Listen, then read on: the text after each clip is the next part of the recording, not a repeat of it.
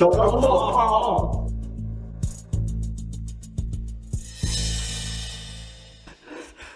长，董事长，这是老爷子为您挑选的10位候选人，您今天必须选出1位结婚。留给您的时间不多了，这董事会的人都找上门来了。您要是不结婚，你就拿不到剩余10%的股份，没有这股份，您就在股权上没有办法压制您的继母呀。难道你要看到苏氏集团落到一个外人手里？是，哎呀，董事长，您就看在已故老爷子的份上，您就选一个当老公吧。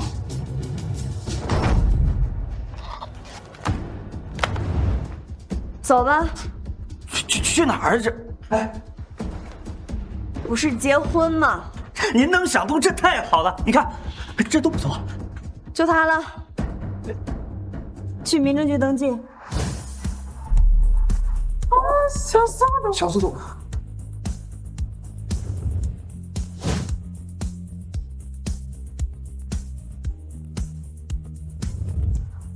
苏总好。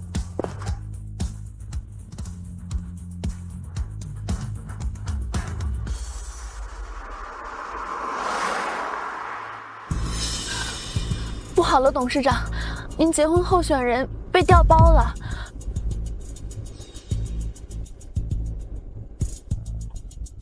甩掉他们。董事长，赵律师叛变，公司有内鬼，这民政局还去吗？去，不过换人家。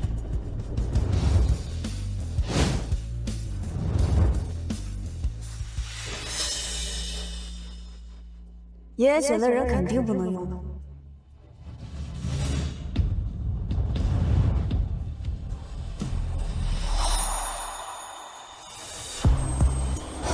好漂亮的人。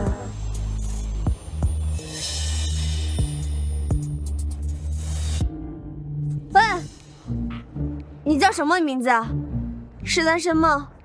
单身的话，我娶你，你入赘苏家。娶我？没错，和我结婚，你会得到苏氏集团10%的股份，豪宅豪车随便选，每年5000万的零花钱，你不苦。你认真呢？或者你有什么要求，我都可以满足你。好啊。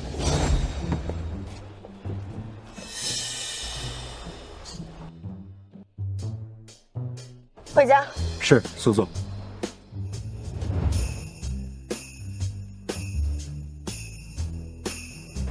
哎，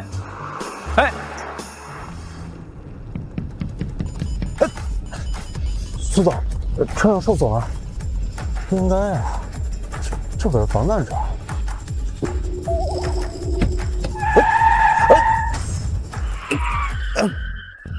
点了这就想跑啊？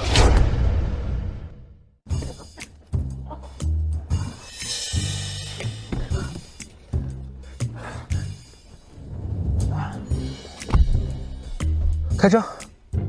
你刚才拆了我的车门，又把它安上了。你知道这车多少钱吗？多少？这款车是劳驾独家定制款，防弹防爆，全球只有1辆。也就是说，你拆的车门，包括这车上每一根螺丝，在国内都是找不到配件的。这车报废了。哦，我不管，我没钱。不然你告诉我，你是怎么拉开行驶中的车门的？这不是人该有的力量吧？是，开车。哦，是。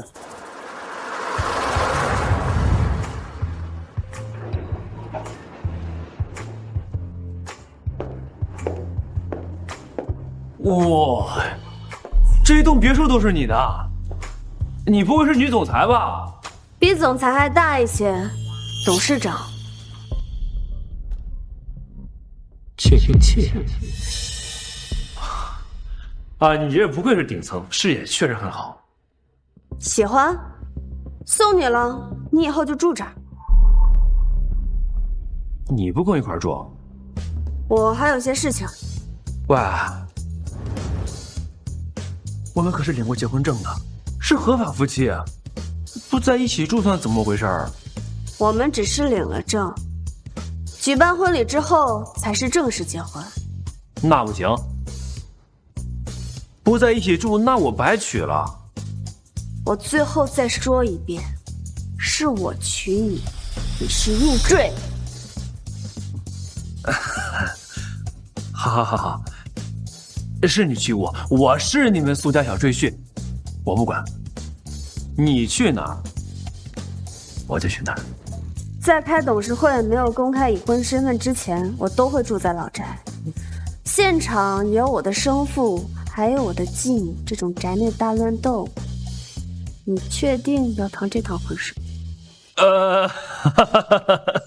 那我不去了。你乖乖在这里待着，我会过来的。啊，好。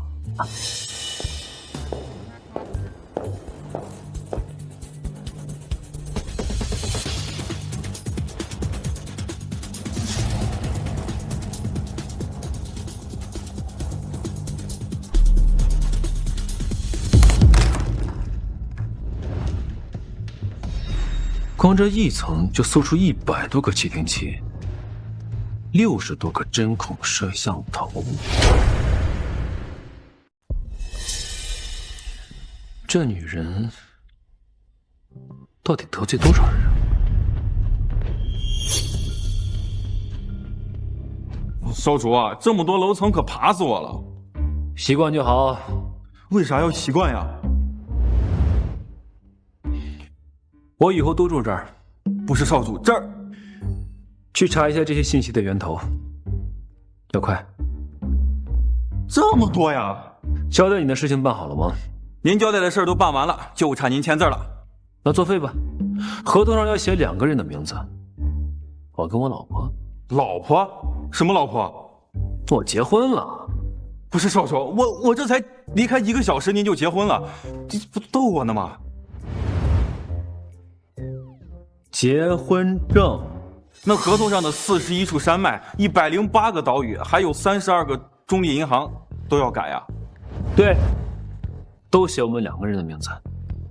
那你娶媳妇这么仓促，彩礼准备了没有？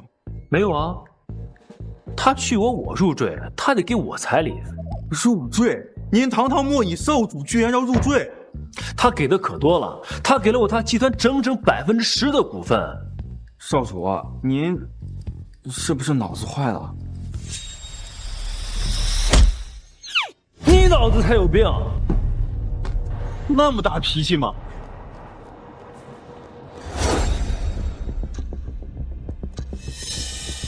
事情处理的怎么样了？如您所料，果然是赵律师在暗中勾结陈家，想要调换候选人。陈家还和您的继母安如雪在暗中有联系。这次闹事的董事会成员已经被处置带走，他们外面都在说您雷霆手段，不敢轻举妄动。处理得很好。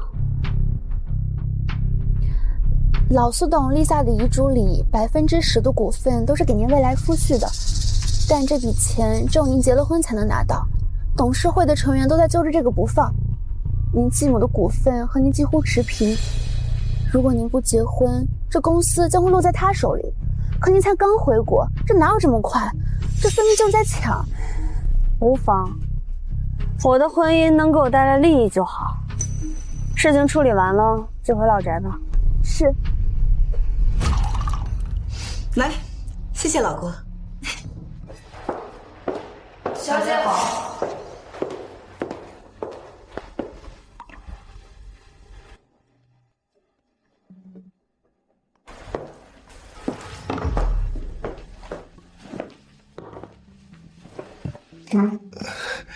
小影回来了，坐下一块吃点吧。站住！小影，你怎么还是那么没礼貌呢？阿姨她有事啊？什么姨太？我是你爸明媒正娶的老婆。是苏氏的安总。给我说话，放正你的态度。小三上位也值得你炫耀。既然进了苏家，也是你妈，你多出来10%的股份。今天既然没有结成婚，就把它转交给自家人。自家人，我把我的股份转给我爸，然后我爸再来讨好你这个小情妇是吗？混账！我是你爸，你怎么跟我说话的？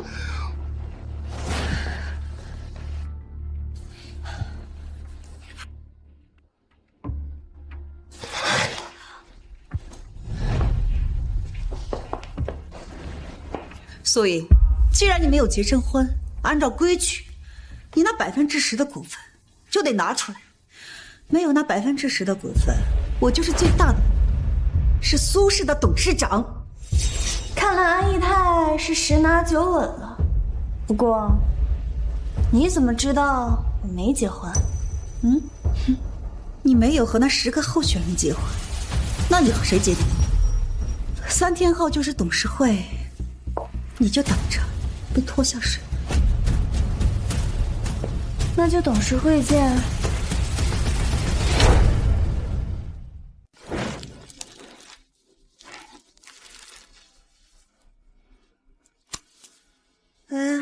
你终于醒了，快回来，出事儿了！有什么事儿？你直接说。哎呀，很着急，当面说。啊。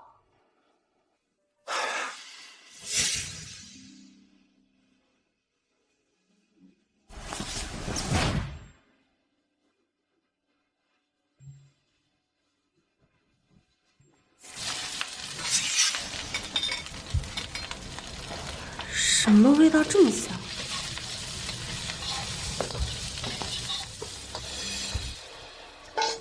别的不说，我娶回来的这个老公，还真赏心悦目。哎，回来了。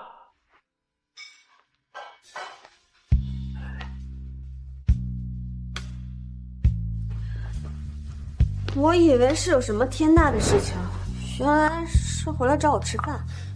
这吃饭呀，就是人生的头等大事。来，尝尝看。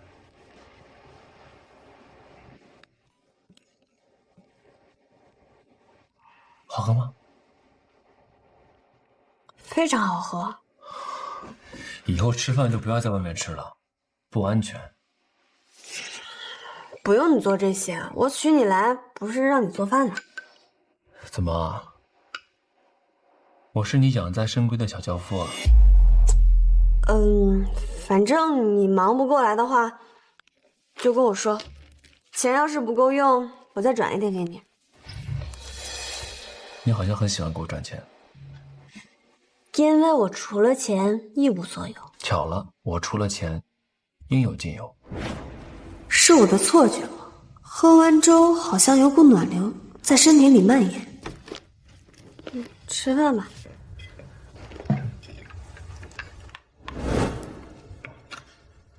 我吃完了，先去公司了。哎，等一下，哎，等一下，带上这个，我亲自给你搭配的养生茶，渴了就喝这个，外面的水不要喝啊。哎呀，好了，你不是快要迟到了吗？哎呀，快去吧，记得喝完啊。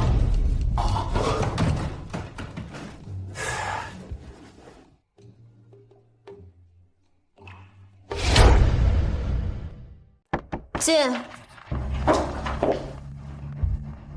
董事长，门口有人找，让他在外面等着。可他说是你老公。他在哪儿？算了，让他进来吧。这边请。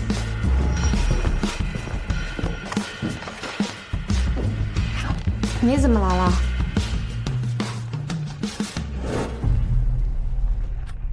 哼！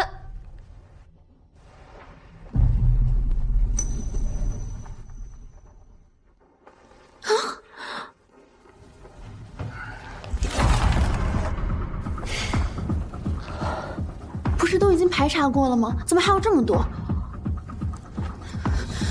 对不起，董事长，是我们疏忽了。都是很隐蔽的地方，你先出去吧。你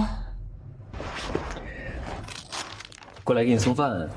如此身手不凡的人，居然只是过来给我送饭。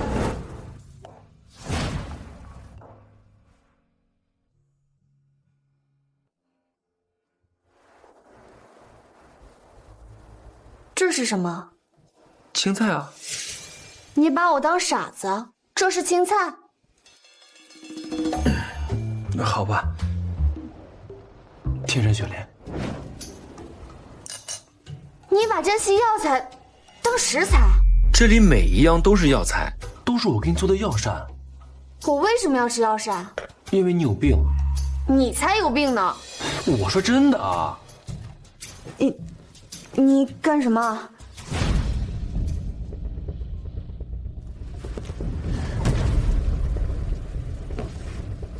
我的腿不能动了。10分钟就恢复了。现在相信你有病了。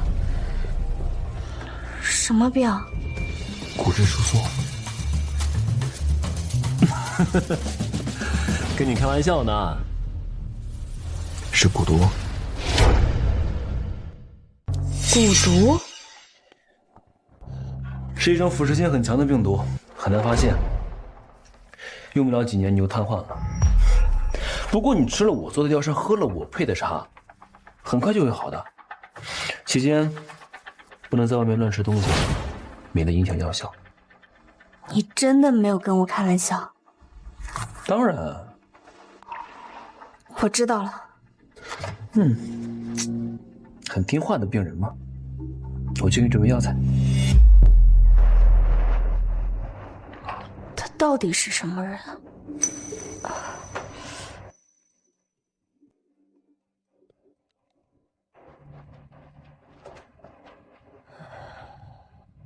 联系一下陇西的李家，我下午要去诊脉。那个最低调的医学世家吗？听说他能治各种的疑难杂症，而且只给世家的后代看病。去联系吧。我知道了。真的会是蛊毒吗？李爷爷，麻烦您看一看。好。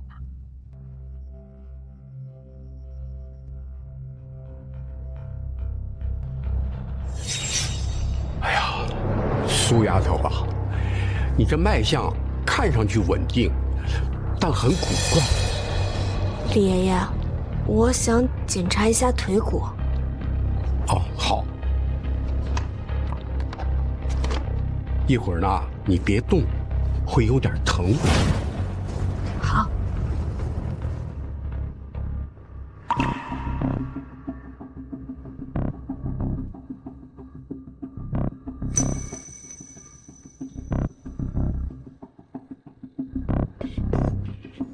拿去化验。是。哎呀，丫头啊，我这腿呢也是被人下了蛊毒，潜伏期长，很难发现。如果出现麻痹现象，很快就会彻底瘫痪。哎，哪怕是我自己，也是束手无策。李爷爷，您的意思是说，我跟您一样也中了蛊毒？是。蛊毒虽然可以治愈，但是有几味药特别罕见，希望渺茫。董事长还这么年轻，怎么会瘫痪呢？我给你配几味药，虽然不可以治愈，但是延缓几年还是可以的。我知道了，谢谢李爷爷。真的是蛊毒，哪怕是李爷爷都要抽血把脉才能查出来。叶玄义只用肉眼就能断定我中毒，他到底是谁？少主，我都来回8次了，你。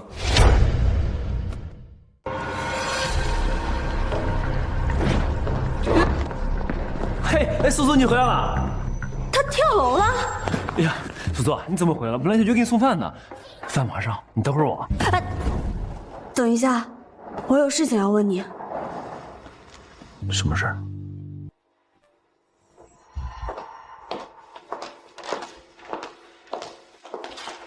你没有验血，也没有验骨，更没有把脉，你是怎么知道我有病的？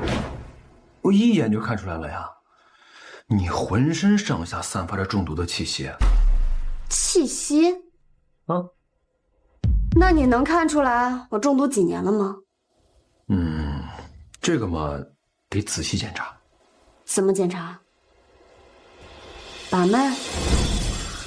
我又不是老中医，把什么脉？那要怎么检查？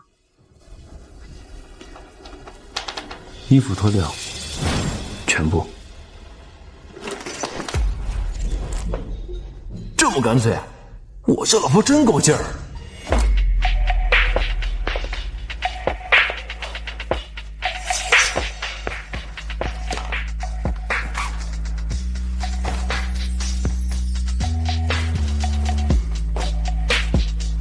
好了，不是要检查吗？你这样我不太习惯。傻愣着就能检查了？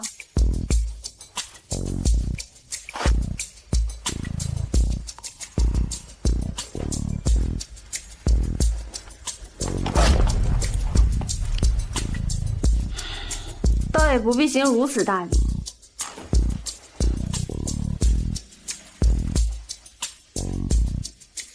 开始吧。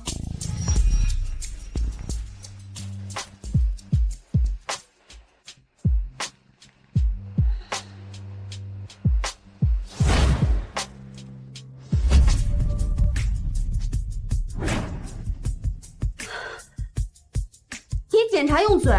不用嘴啊，用手就可以。那你……嘘，检查要开始了。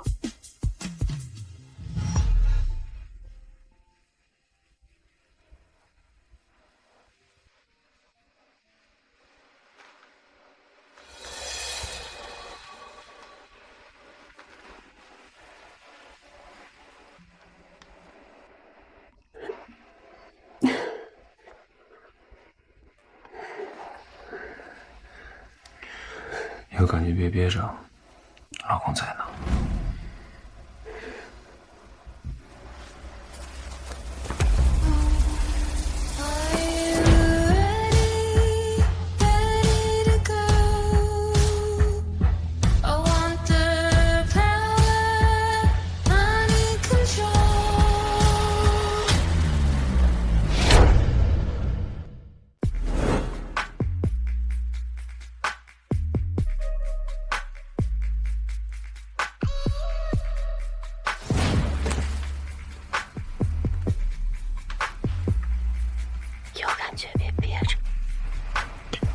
等你恢复好了，全补回来。我中毒多久了11年，你还是个孩子的时候。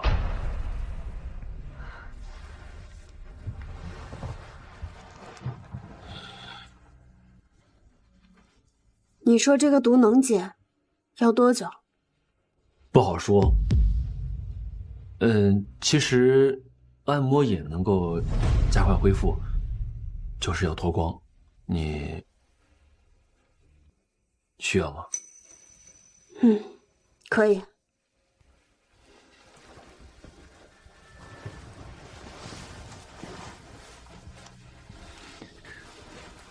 那为了方便治疗，从明天开始，你搬过来住。我突然想起来一件事情，我小的时候被绑架了，不知道跟这件事情有没有关系？也有可能是打着绑架的幌子给你下毒，毕竟趁乱的时候最容易做坏事。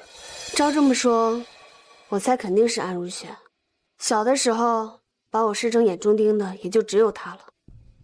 那需不需要我帮你查？不用，这个仇我要自己来报。我肚子饿了，我去客厅等你的晚餐。这么雷厉风行的女人，很难不爱呀。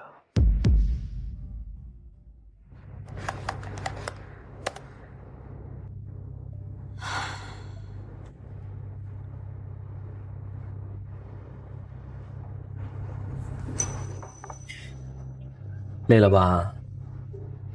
快喝这个汤，来尝尝。这是什么？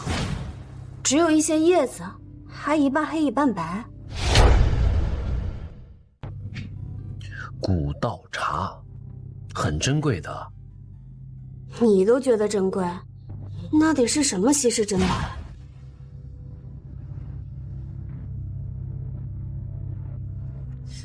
话说回来，你不是没有钱吗？连医学世家毕生都找不到的药材，你却像青菜萝卜一样煮给我吃。那个，我家祖上是靠这个做生意的，虽然地没有了，但产量少，就是自家人补，不外收。是吗？快喝，每天睡前泡一片，能够增强睡眠质量。明天早上啊，你就能感觉有所变化了。不管怎么样，还是谢谢你。哎呀，夫妻之间谢什么呀？好了，快去睡。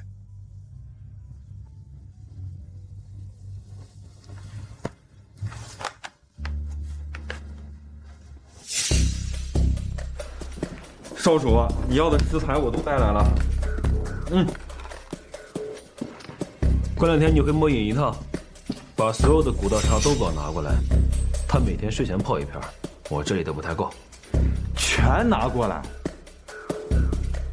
还剩这么多，这太浪费了吧，少主。你小点声，他睡觉呢。他这2天比较累，补身体。少主，你栽了，这古道茶树世间就这么一棵，100年才结一回叶子。平常人都是吊命的时候才舍得用一颗，您倒好，现在给他当养生茶喝。她是你们少夫人，我乐意。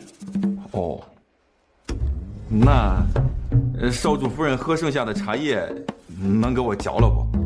我不嫌弃，我嫌弃你。快滚！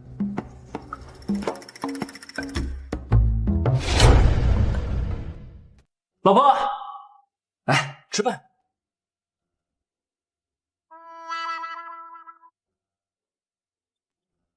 一早上就有米饭吃啊？啊，雷云昨天晚上带过来的。雷云啊，跳窗的那个。啊，老婆，这饭菜都凉了，你趁热尝尝，快。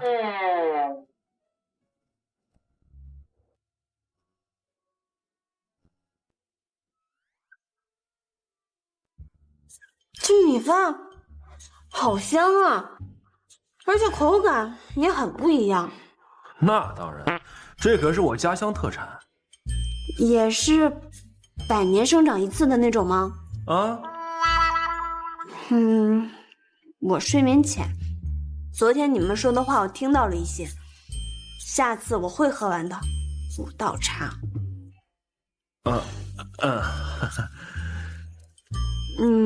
为什么这些是药膳，却做的这么好吃啊？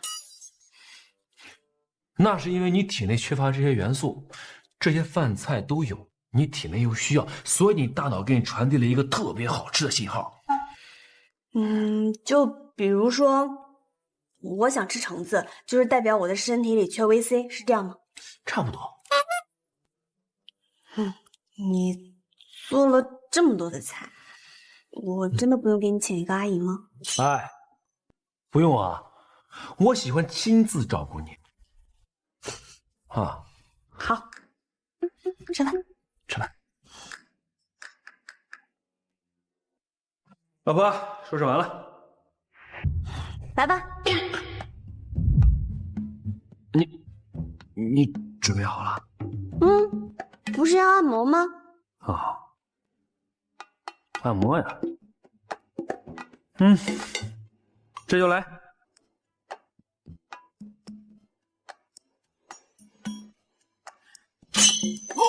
天不带这个。我可是个正常男人，就算按摩，你先睁开眼睛看一下。这可是你说的啊。那我睁了。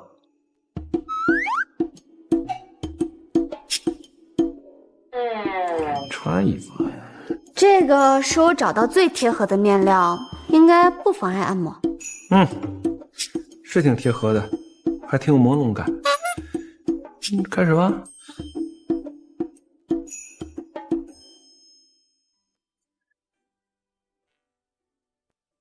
现在感觉怎么样？双腿有点发热。最近这个手脚冰凉的现象有没有改善？没怎么在意。你自己的身体怎么都不注意啊？我没有空在意这些。你那么拼命干嘛？苏家是华夏第一世家，苏氏集团市值8000亿，恐怕整个华夏都没人超过吧？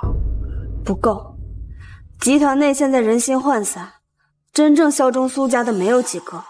我常年又在国外，前几年爷爷病重不管事，才让安如雪有了可乘之机，在集团内的地位如日中天，董事会一半都是他的人，想要把苏氏变成安氏，做梦。我要把所有外姓股份全都收回来，让苏氏真正掌控在我的手里。老婆，你追求权力这个霸道的样子，我真太喜欢了。来，穿衣服。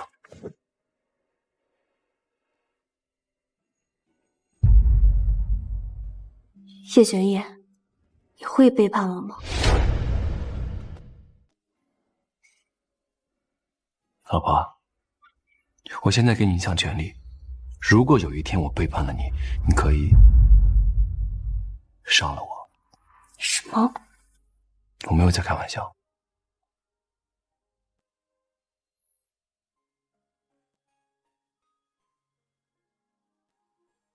我一会儿要去董事会，你跟我一起，带上轮椅。轮椅？你吃了我的药膳，应该用不上了。可是下毒的人不知道我有解药，我只是怀疑安如雪，但是我没有证据，必须让他们看到我真的瘫痪，才能露出破绽。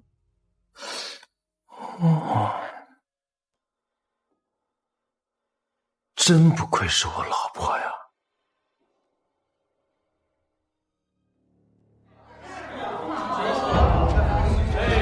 安总，今天气色可真好啊！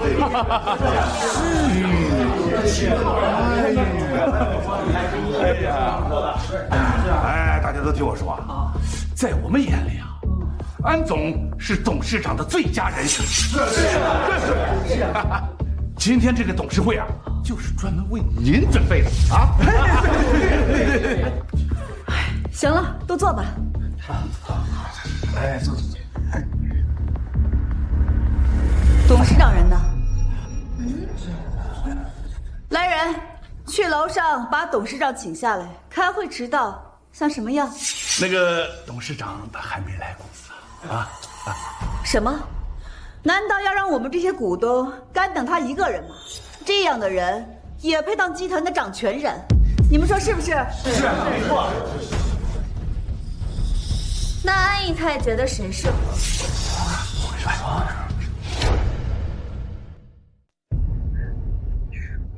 董事长，东西都准备好了。我说怎么来的这么晚？原来是瘫痪了。苏氏集团新晋董事长坐轮椅，今天这事儿可真够劲爆的。你怎么知道我是瘫痪了，而不是受了别的什么伤？你这消息哪儿来的？我真是高估了安如雪，这么迫不及待的报了。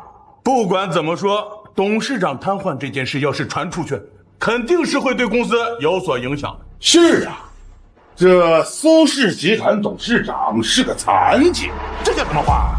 对啊，我只是双腿瘫痪，不像其他人是脑子瘫痪。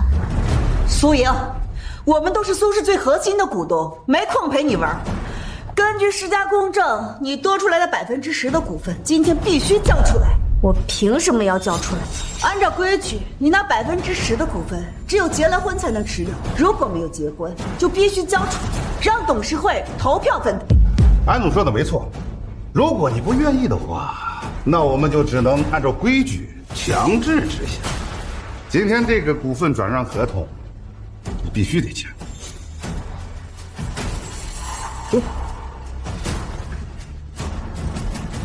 董事长，得罪了。我看谁敢靠近！苏莹，谁让你把闲杂人等放进来？快让他放开！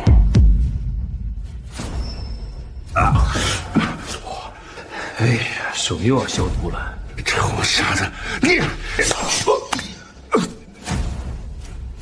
离他远点。苏莹，我们也只是按照规矩办事。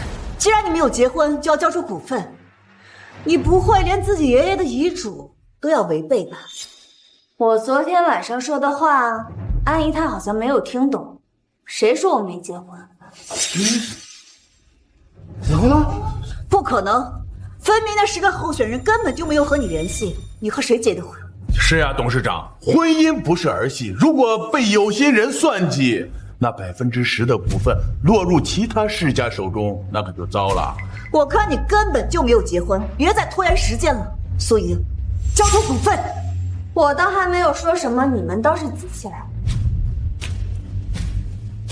这位是我的老公叶玄义，苏氏集团10%股份持有者，更是第3大。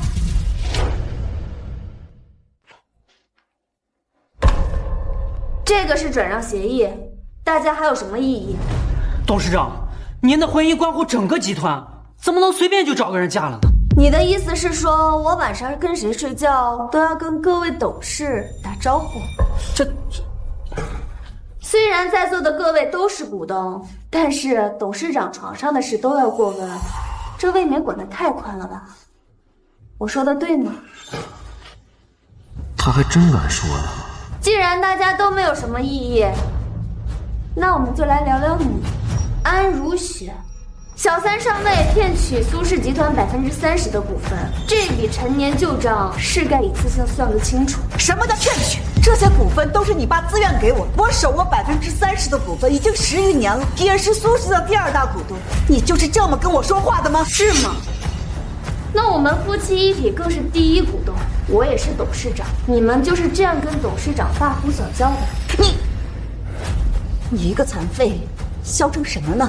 董事长代表着我苏氏集团的形象，过几天新闻发布会，董事长总不能坐着轮椅出现吧？看见没有？就算你有最多的股份，但是现在你瘫痪了，必须让出董事长位置。让我让位？凭什么？苏莹，叫了你3天的董事长，你当真觉得自己把这个位置坐稳了？今天召开董事会，为了就是确定董事长人选的正式流程。没错。虽然我们得尊重前董事长的遗愿，但是我觉得为了苏氏着想，怎么回事？老毛，快送医院！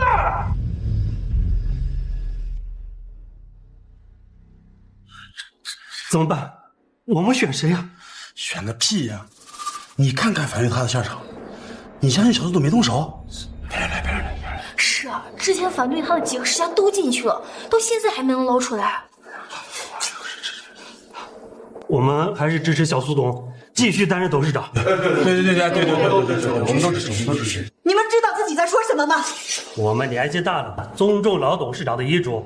蓝总就不必再多说了。各位，这可是最后一次机会，以后就成定局。你们真的要让一个残废掌管苏氏吗？残废？你是说我吗？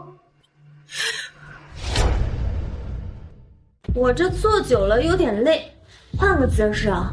哼，你们继续。你他妈耍我！我耍的就是你，这个小瘪三！第2次。什么你？公然辱骂董事长，胆子可真大！你疯了！你个打鬼！你这个没教养的东西！老婆，这个人是皮糙肉厚的，你手会疼的。以后我就是你的打手，什么脏活累活，让来。好，你力气大，你来。你一个大男人要对女人动手吗？安总，敢欺负我老婆，不分男女都该死。管好你的嘴巴，再敢乱说话，可不就一个巴掌这么轻？以叶玄逸非人类的力气，安如雪怕是都会有内伤。老婆，放心，我有用全力把他讹上你。怎么样？这个大手还可以吧？非常好。行，你们给我等着！在苏氏有继承权的，可不止你们一个。等着！现在各位还有什么异议？没了，我们都请上总吧。6位。看来大家对我升任董事长没有异议。散会。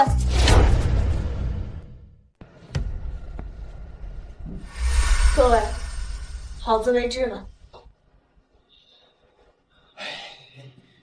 怎么办？宋颖稳坐了董事长的位置，绝对容不下我们。刚才一个已经进医院了，我们的下场只会更惨。是呀，我们站在安董这边，帮着他做了不少脏事儿，苏尹是不会放过我们的。好了，这里说话不方便。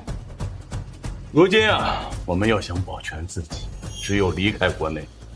我在海外啊，认识一家私人的中立银行，我们把钱放在那里，他苏尹也拿我们没办法。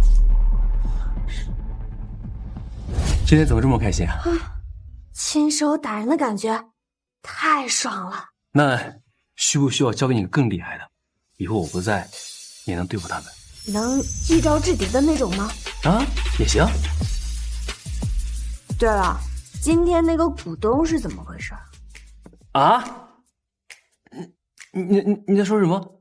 我不知道你在说什么。你手上的粉末是有毒性的吧？你都知道了。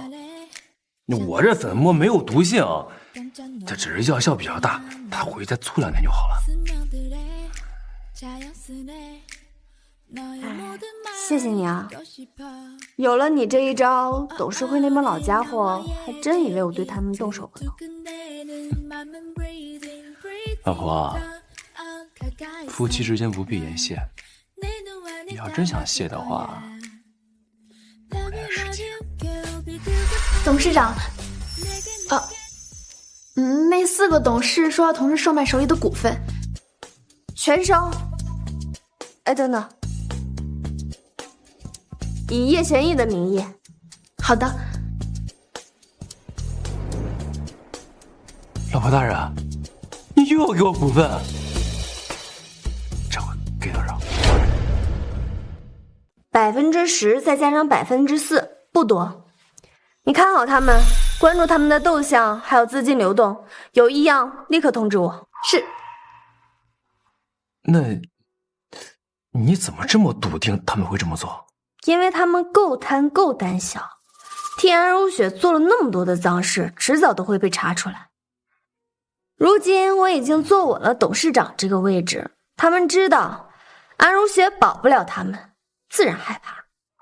那老婆大人，你既然给我这么多股份，需不需要我帮你把那4个人解决掉？你想要怎么解决？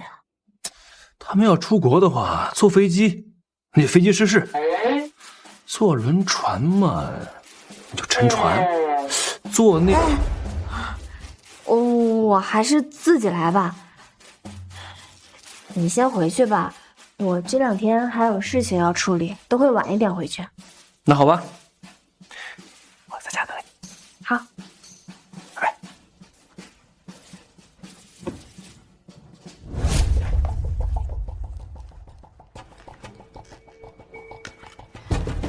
董事长，果然不出您所料，那4个老家伙连夜抛售所有股份，打算卷钱逃去国外。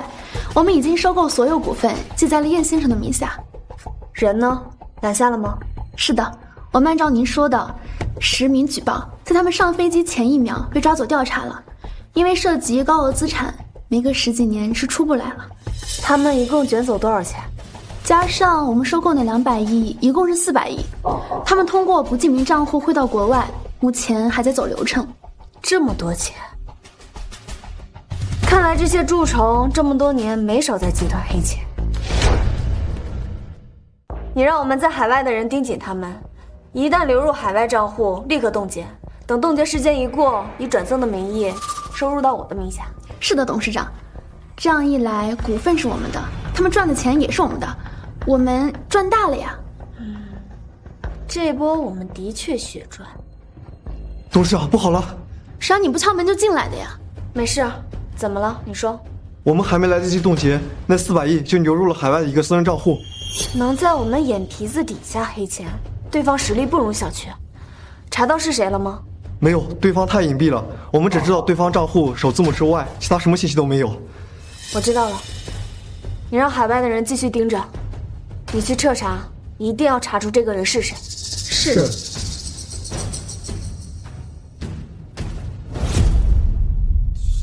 少主啊，磨叽什么呀？说。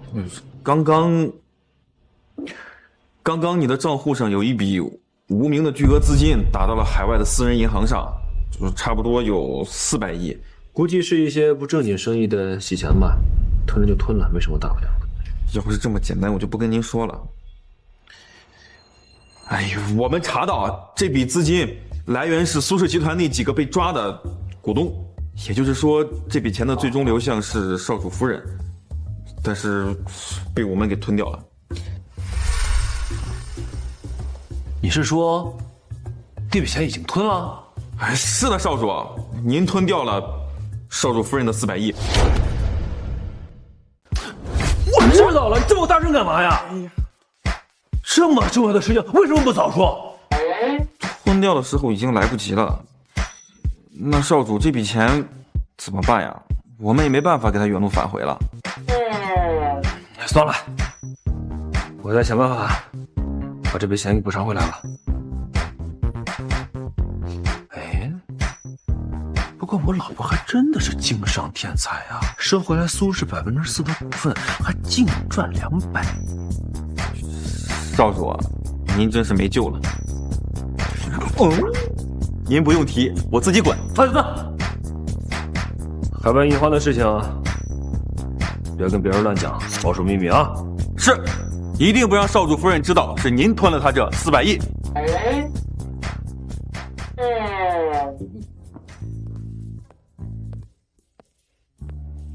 哎，老婆，这么早回来了？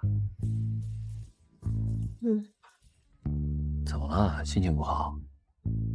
工作不顺利？本来是很顺利的，只是有一大笔资金流入了海外账户，我不清楚对方是什么势力。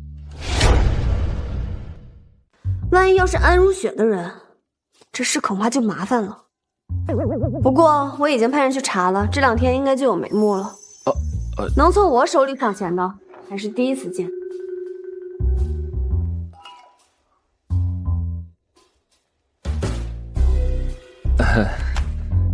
是很大一笔钱？也还好，400亿。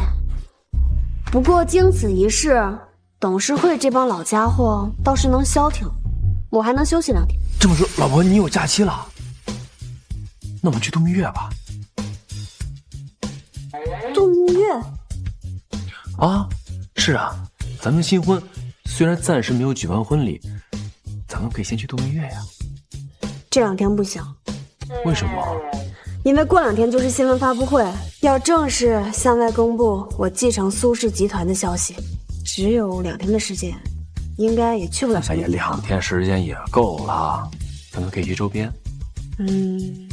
也好。你有什么想去的地方吗？我们去泡温泉嘛。我知道有一家温泉山庄，是天然的山泉水，你腿上的蛊毒啊，也能消散得更快。随你安排。那我去收拾东西，再配点药，给你泡药浴。原本只想找个交易对象，但好像这样跟他过下去也不错。我从来都不知道京都郊外还有这样的温泉山庄，你是在哪里找到的？我欢迎庄主回家。庄主，您的行李给我就好了。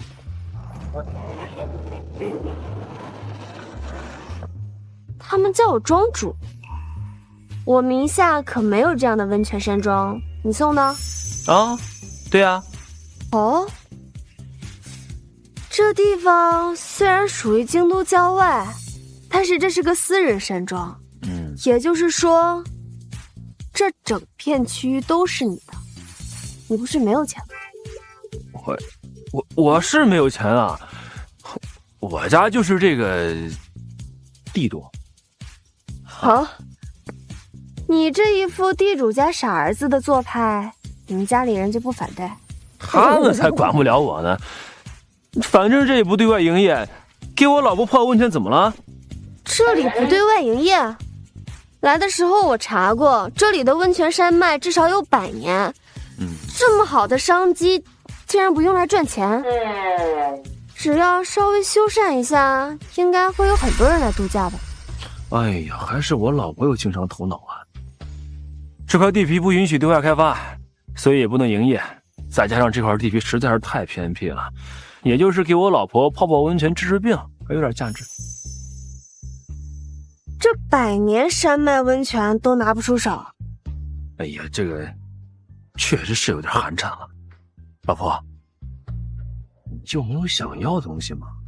你最近是怎么了？老是想送我东西，好像是想补偿我一样。那个上次雷云说了，说那个上门女婿怕也得准备点嫁妆，不能太寒碜。老婆，你就真的没有想要的东西吗？你这么一问，其实我还真有想要的东西。什么？你的人。哎呦，老婆，你终于想明白了，我随时准备好了，咱们就在这温泉。你想什么呢？我是要你身边的人。上次跳楼的那个叫什么？雷云。哎呀，老婆，你有我一个贴身保镖还不够吗？那个雷云有什么好的？他就会跳楼。那不一样，他身手特别好，在那么高的楼层都可以来去自如，神不知鬼不觉的，办起事来一定很方便。哼，我早就给你准备好了。雷云这2天出任务，不能随叫随到，他的师妹会马上过来。好，这个也是我的嫁妆吗？是啊，我的就是你的，包括我自己。你，庄主，温泉和房间已经准备好，这边请。啊哈。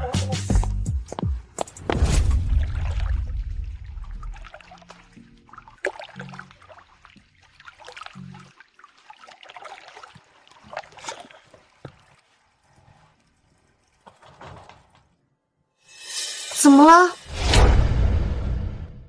哎，老婆，这个药浴它有安神助眠的作用，在里面别泡太长时间了，免得睡着啊。我就在外面等着，有什么事记得喊我。好。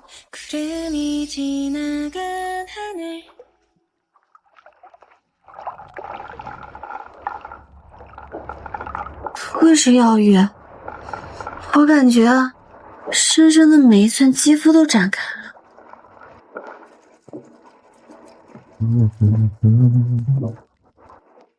叶玄逸到底是谁？100年温泉山庄，白菜一样往外拿的珍稀药材，还有身手高超的侍从，这些都是悠久历史世家名门才有的。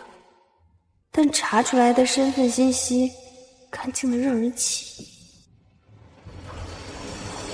算了，不想了，还是起来吧。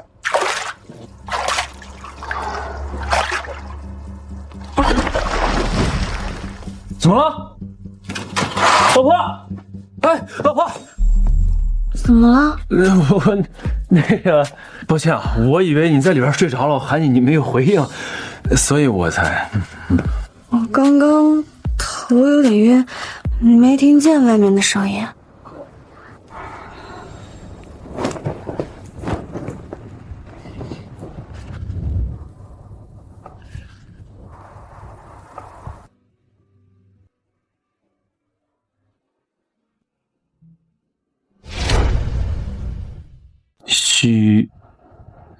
你要帮忙吗？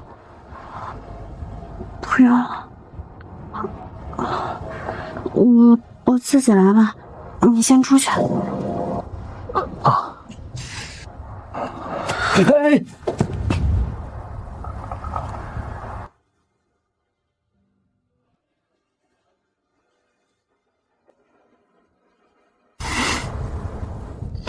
偶尔依赖我，也挺不错的。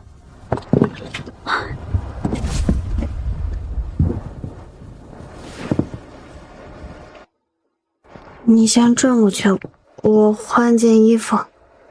好，趁着药浴温泉的效果还在，我给你按摩，这样疗效会更好。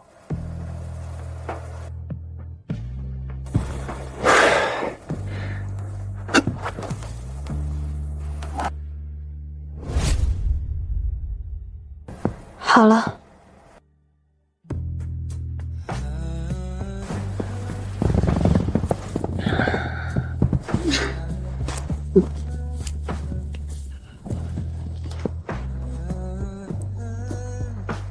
即使知道是治疗，也没法在这种距离跟他对视。对上这一双眼睛，感觉下一秒就要失控。你都已经穿上衣服了，为什么还不敢正眼看我？我是为了更好的感受按摩。是吗？那你睁开双眼，我不信你两眼空空。你能不能少看一点乱七八糟的东西？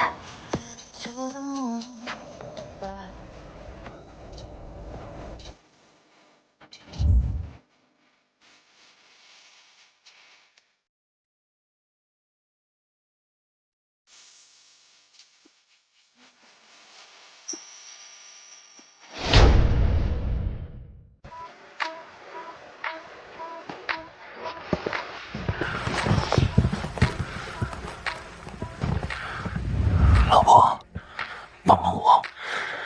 每次给你按摩，在眼前却碰不到，为什么？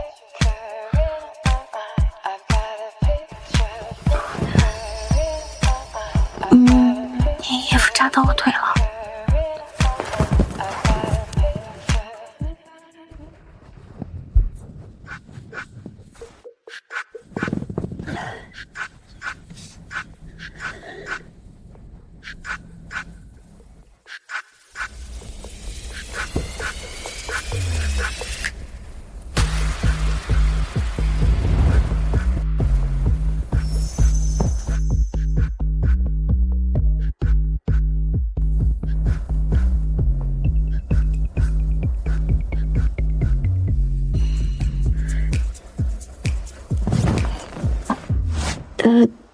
我们别在这儿，去床上。好。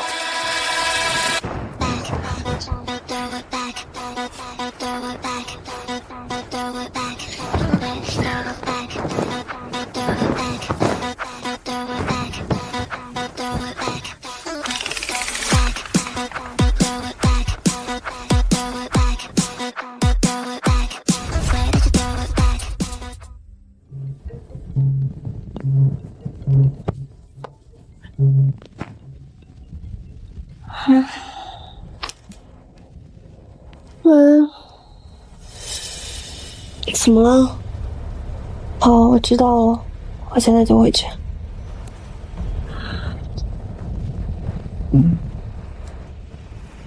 怎么了，老婆？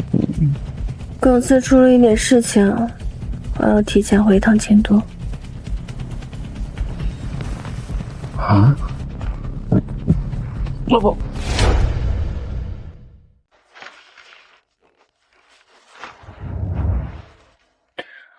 为什么呀？不是说好了要多过2天假期吗？这才刚过了1天，你这个大董事长，说话不算话。公司有点事儿，我找人看着安如雪，但是他突然不见了。这2天就要到董事会了，我怕他再有什么动作。我不管，你这个坏女人就是睡了我这样吧。我尽量早一点回来，晚上晚饭前，我在晚饭前一定回来。真的？我发誓，晚饭前一定回来陪你。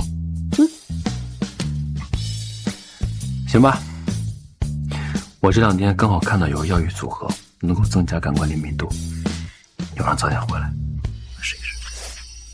你不是说好要帮我治疗吗？脑子里想的什么黄色废料？治病和美色都要有。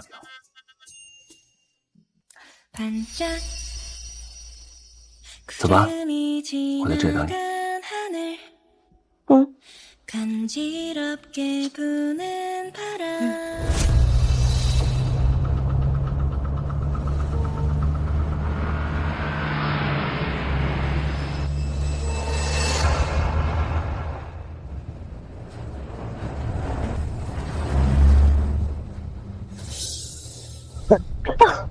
苏导，有人冲我们来了！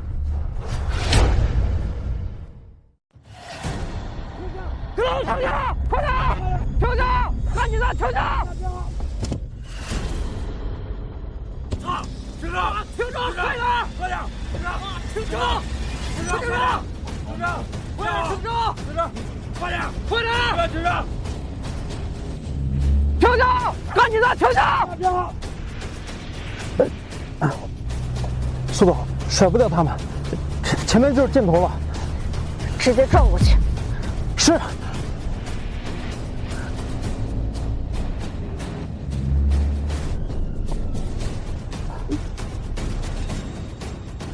往后倒。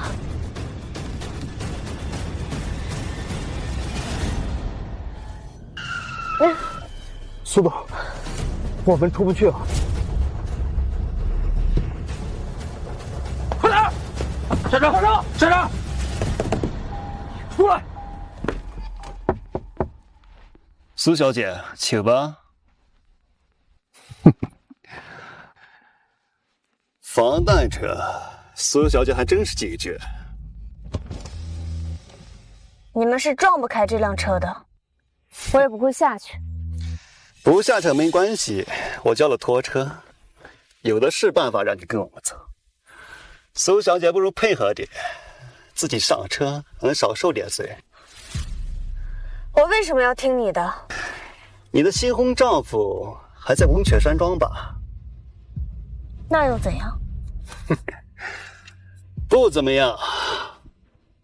王一杰安排了人埋伏在山庄附近，炸掉一个温泉山庄不过是一个电话事情。喂，叶玄烨，我知道了。早点这样不就好了？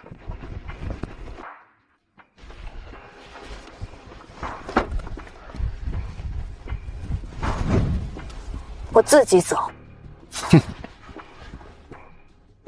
请吧。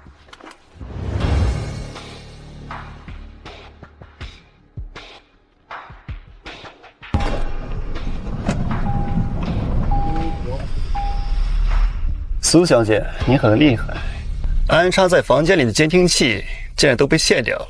房间里也有监听器，之前并没有搜出来，是谁卸掉的？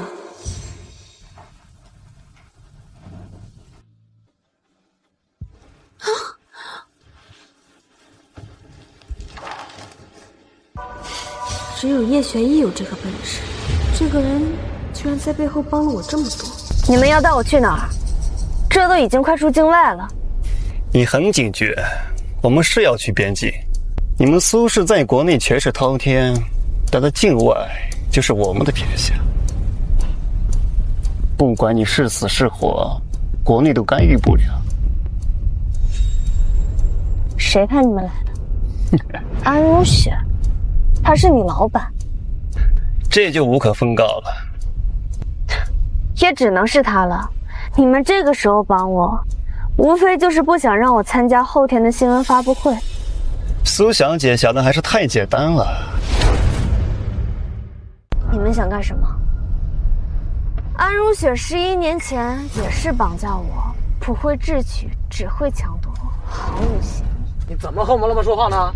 你现在可是人质，不是苏氏的老板了。哎，技不在心，好用就行。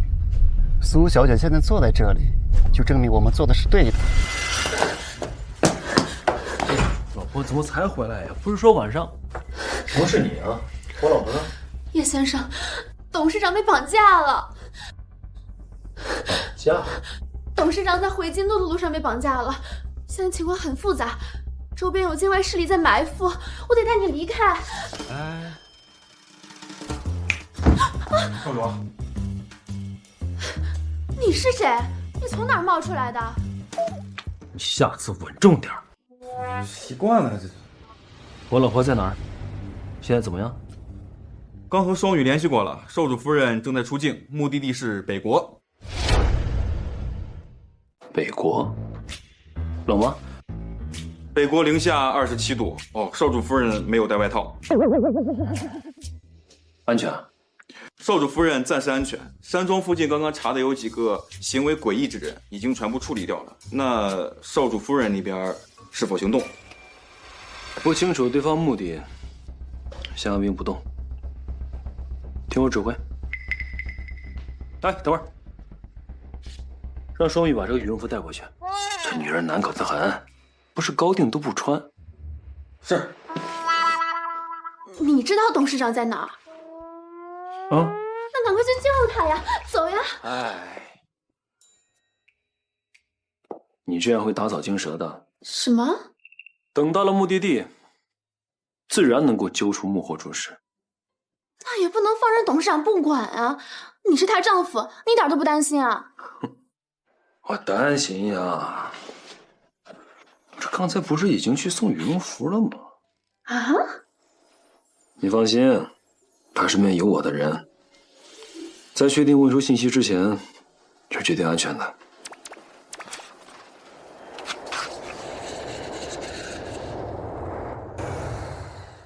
哎呦，时间差不多了，该接我老婆去了。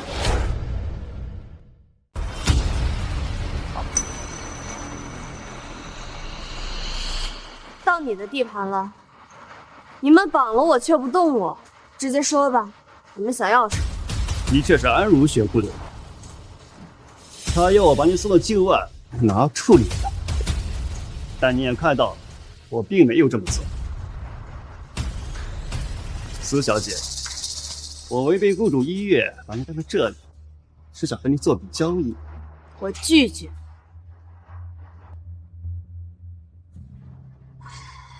你们不敢在国内做生意，专门跑到境外来，还想拉苏家下水，做梦！苏小姐，你是商人，应该以利为主。现在答应，还可以少受点折磨，不然的话，他们这些人可没有不打女人的传统。不如你告诉我，你跟安如雪都在替谁做事？看来你是不打算合作了，敬酒不吃吃罚酒。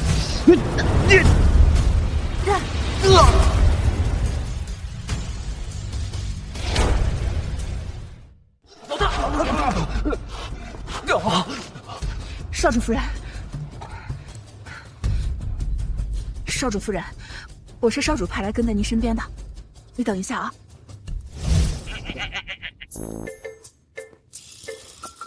这个是少主让我带过来的，害怕你冷，快穿上。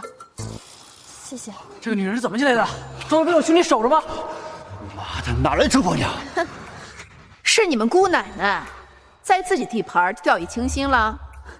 外面就10几个守卫，你们瞧不起谁呢？这个语气，果然是叶玄逸的人。我不管你是谁，这里可不是华夏，这是我的地盘。今天就让你们看看，到底是谁做主。给我上，只留一口气进去。是。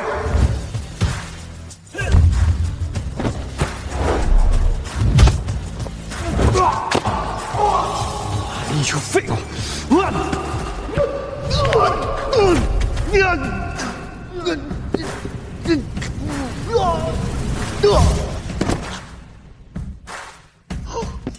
真是一群垃圾。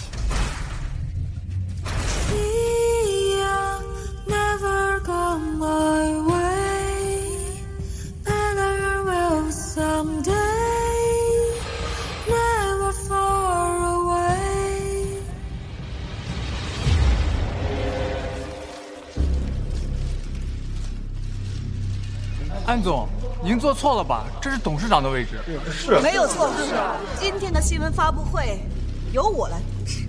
您的意思是小苏董今天不会来了？安总，我想请问一下，接下来的苏氏是由您掌管吗？您是否会出任董事长一职？小苏董的确是不会来，他已经决定放弃股权，而我作为苏氏集团最大的股东，理应出任董事长一职。我们都同意。没错。就应该是这样，苏氏集团早就该属于我。谁说我不来了？快！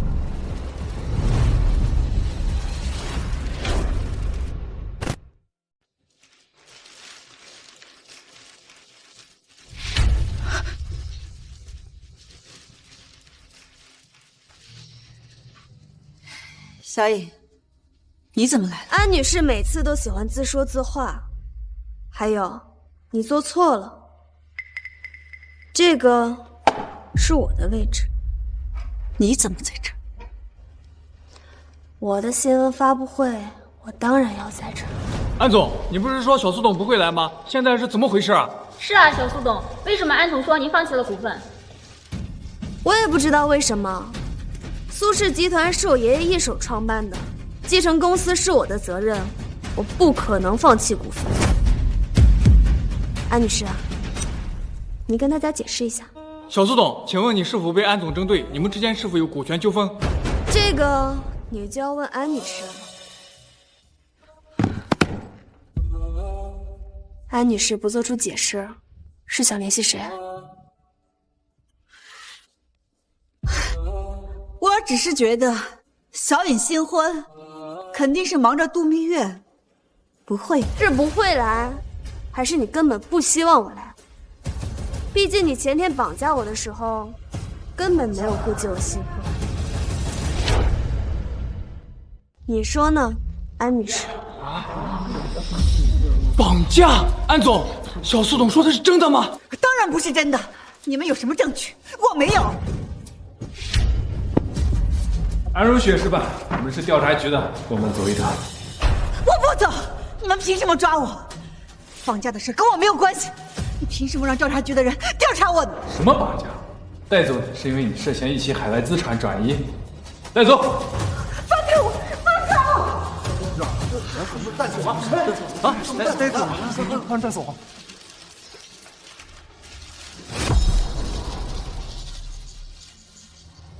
大家好，我是苏氏集团新上任的董事长苏银。此次召开新闻发布会有2件事情。第一，董事会成员的调整，部分股东涉嫌转移公司资产，我也会对其他成员进行彻查。苏氏集团绝不允许这种行为存在。第二，安如雪在我任职期间多次对我打压、威胁，让我交出全部股份，并且绑架我。我方还在取证，一旦证实，安如雪将被开除。集团还有很多规定没有完善。还希望各位媒体朋友们向我们提醒监督，谢谢。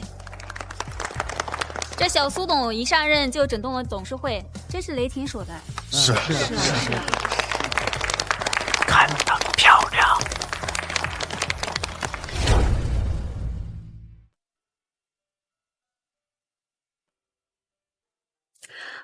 我自己来吧，这么腻歪，我不习惯。哎呦，你习惯就好。这次受了那么大的惊吓，可得好好补一下。哎，别动，让我来。还好你没事儿，我都快吓死了。北国一日游，小场面。怎么样？那些绑匪开口了吗？多的什么都没说。你都举报是安如雪了，他们通通都不认。安如雪背后还有人，我们没有确切的证据，他们肯定不会供出安如雪的。绑架我的人跟安如雪一起，都在给别人做事。他们在境外做的那些见不得人的交易，安如雪利用集团的关系链兜底。现在集团回到了我的手上，安如雪自然动不了手。新仇旧恨一起算，他们想在新闻发布会之前除掉你。可是他们为什么还要留着董事长来谈合作？不如直接做掉，让安如雪上位，这样他们也能够利用集团帮他们做事儿。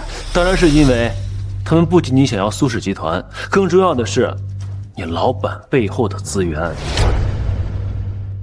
要的是你老板背后的资源。没错，安如雪没有世家撑腰，她的助力有限，而我有百年世家作为底蕴，能从我身上得到资源是不可估量的。可恶，竟然只把安如雪给抓走了。这也只是暂时的，不管是资产转移还是绑架，我们都没有确切的证据，过2天就被放出来了。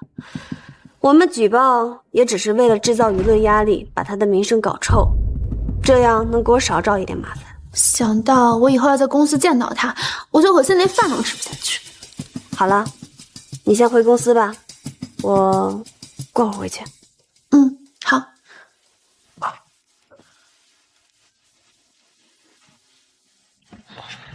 来，老婆，别恶心了，谢谢你。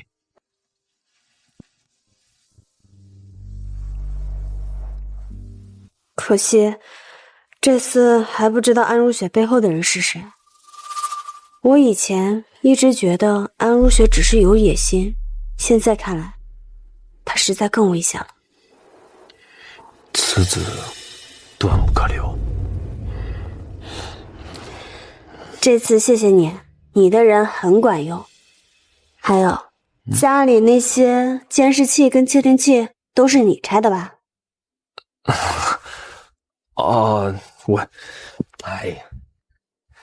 我本来想让雷云查下终端，等有眉目了我再告诉你，结果那个人太狡猾了，只查到了一些线索，没有查到来源。看来我是捡了一个不得了的上门女婿。凑合吧，只是人脉广了一些而已，道谢就算了。不过原本有2天的蜜月假期，现在只剩下1天，你留我一个人独守空房。好，我等这次事情结束，请1周的假，只陪你。不用等这次结束，你现在就能不找我。什么？叶玄烨！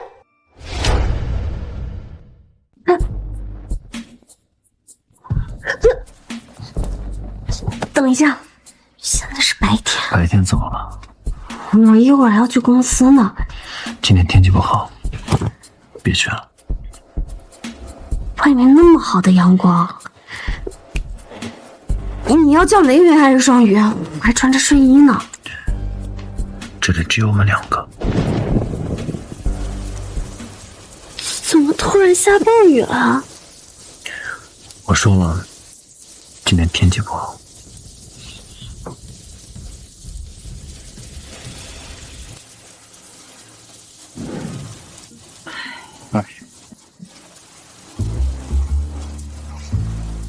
哎呀，哎，你说少主干嘛让咱们突然人工降雨啊？明天不是有雨吗？嘿，年轻人的恋爱呀。哦，你呀，只是他们其中谱类的一环而已。哎呀，希望少主呀，看在你这么敬业的份上，还是给你涨涨工资吧。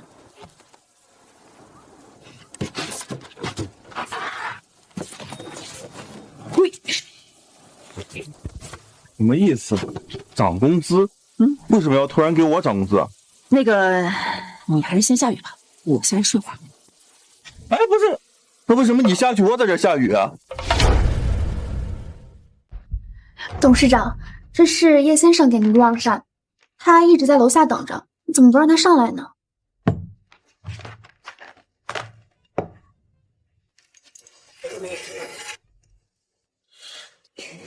您昨天也没来上班，今天也迟到了，平时都很准时的，是发生什么事儿了吗？一点小事耽搁了。啊，好。哦，对了，昨天下雨了吗？没有啊，昨天是大晴天。果然是他搞的鬼，居然害我旷工一天。好啊，叶玄逸，让他在楼下等着吧，这1周都不许放他上来。好，是。等等，你去查一下叶玄逸到底是什么身份。叶先生，我们之前不是查过吗？没有什么异样的。就是没有异样才可疑。我们收到的信息都太普通了，你看他像个普通人吗？确实不像。查不到也没关系，我就是比较好奇。以前把叶玄逸当成合作对象，并不在乎他到底是谁，可是现在……那您为什么不亲自去问他呀？去问他吗？进。董事长，之前通灭400亿的海外账户找到了，这个账户所属人就在京都，信息是 Y 开头，虽然还是不知道具体的名字，但我们找到了账户所属人的地址。好，地址发我，我们下午就过去。是。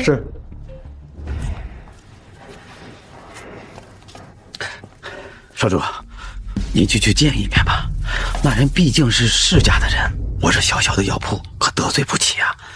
我说过了，不见。可我都答应人家了，人家下午就过来了，说找你问点事情。谁答应了谁去。那您现在过来是？送饭刚好路过，我老婆养生的药材用完了，你这里有多少给我拿多少。是。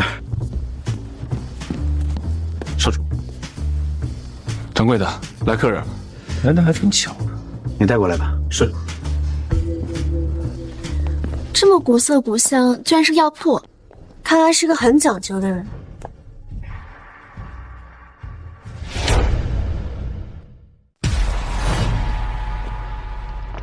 苏小姐找我什么事？少主，您这来都来了，就去见一面吧。我没那功夫，还得给我老婆送饭呢。啊，走了。少主，你这什么时候结婚的？少主夫人叫什么还不知道呢？哎，少主，我有件事情想跟您谈谈。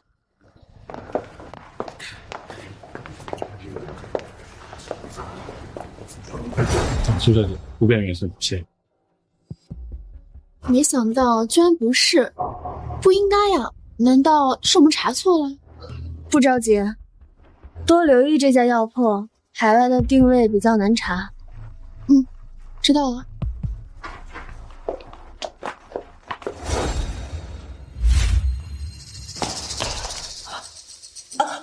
亲了，对不起，对不起，是我搞砸了。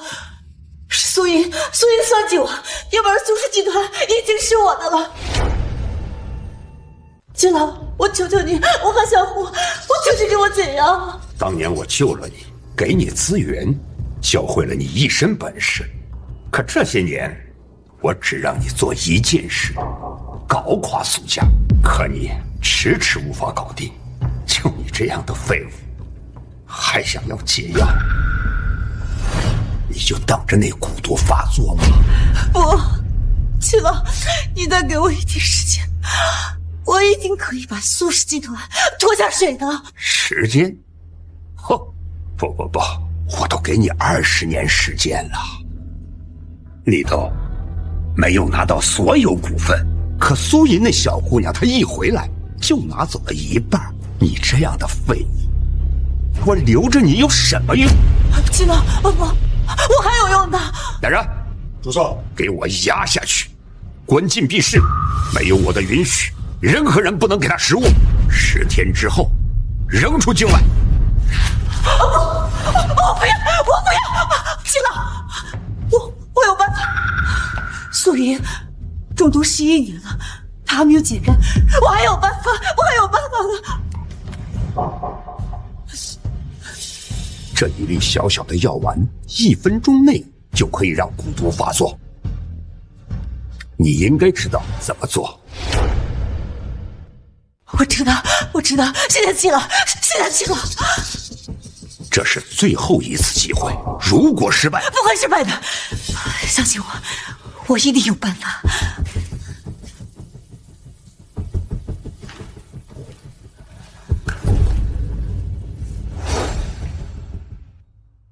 你是说，这个窃听器在快查到归属地的时候，信号突然断掉了？是，看来是察觉到了，故意维持。不过可以肯定的是，这个型号的窃听器比较老，也只有以前的一些世家常用，而且最后消失的信号定位不在境外，在国内东边沪海方向。沪海，齐家？你是说那个没落的齐家？沪海的世家只有齐家。那这齐家和少夫人之间有什么恩怨吗？印象里没有。齐家在没落前，齐家家主唯一的女儿失踪了，齐家从此一蹶不振，也于是不再见人。但这也是20年前的事情了。难道是？哎，你说会不会是少夫人的母亲？20年前，苏苏今年正好20岁，但是资料上写的少主夫人的母亲姓汤，不姓齐啊。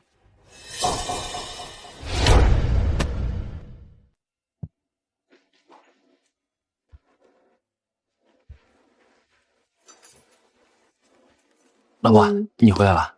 你怎么了？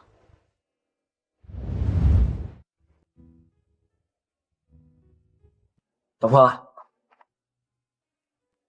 你这蛊毒消散了不少，我给你配了养生的汤水，虽然没什么药效，但你可以当滋补的饮料去喝。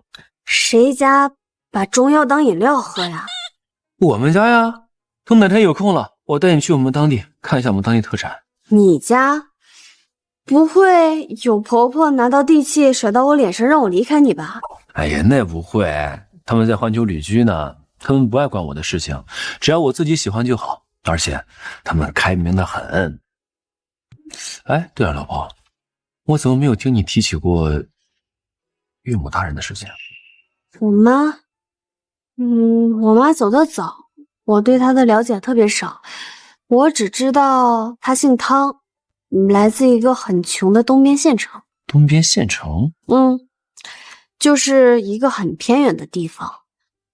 我爸年轻的时候只知道花天酒地，所以被爷爷扔出去历练，就碰到了在农村教书的我妈，两个人一见钟情，同居怀孕，实在瞒不了了才回来结的婚。而我那渣爹一直都是花花肠子，从农村回到了大城市，曾经眼里的娇妻也变成了村姑，久看生厌，结局也就那样了。你怎么突然问我这个问题？齐家这件事还没有完全查清楚，还是先不要告诉苏苏了，免得她心烦。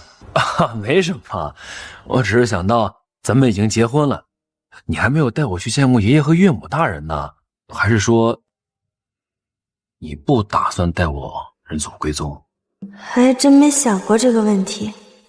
素隐，你是我老婆，你不打算给我名分啊？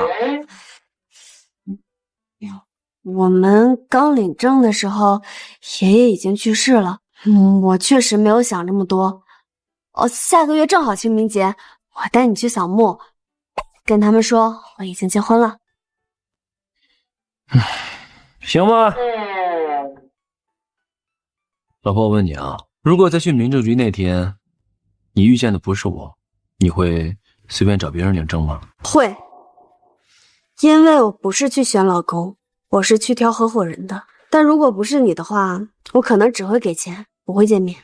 老婆，在你眼里我这么好？当然了，我第一次见到你的时候就在想，怎么会有这么好看的人啊？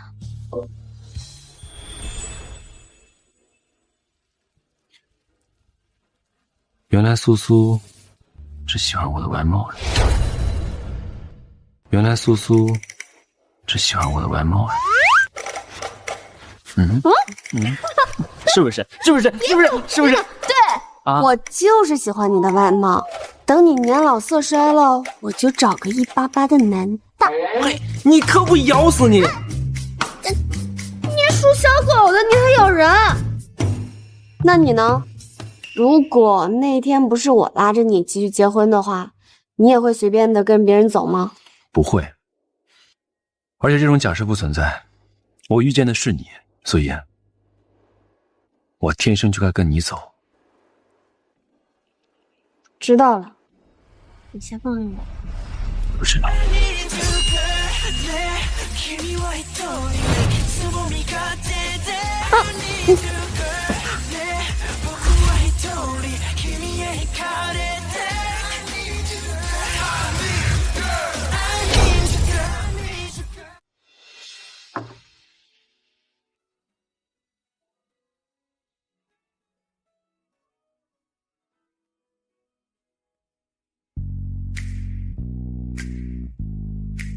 我昨天就不能任由他胡闹，这以后怎么指示客厅啊？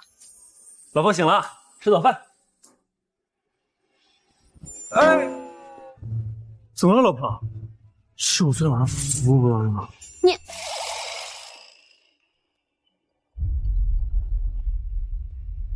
有事？小野啊，你都好长时间没回来了。你少恶心我，挂了。哎，小野，先别挂。安如雪这件事呢，我都已经知道了，是我对不起你。可毕竟你是我的女儿啊。行了，前20多年你都没有关心，现在你来慈悲上我。哎，小野，你放心，我一定会跟他离婚的。但是安如雪的手里的股份总得拿回来吧？你是董事长，怎么处理，只要等你回来再说。还有就是，接着说。还有就是分散在外面的5%的股份被同一个人给收购了，他过来说想高价抛售，你得回来一趟啊，咱们得聊聊怎么分嘛。知道了，我明天就回去。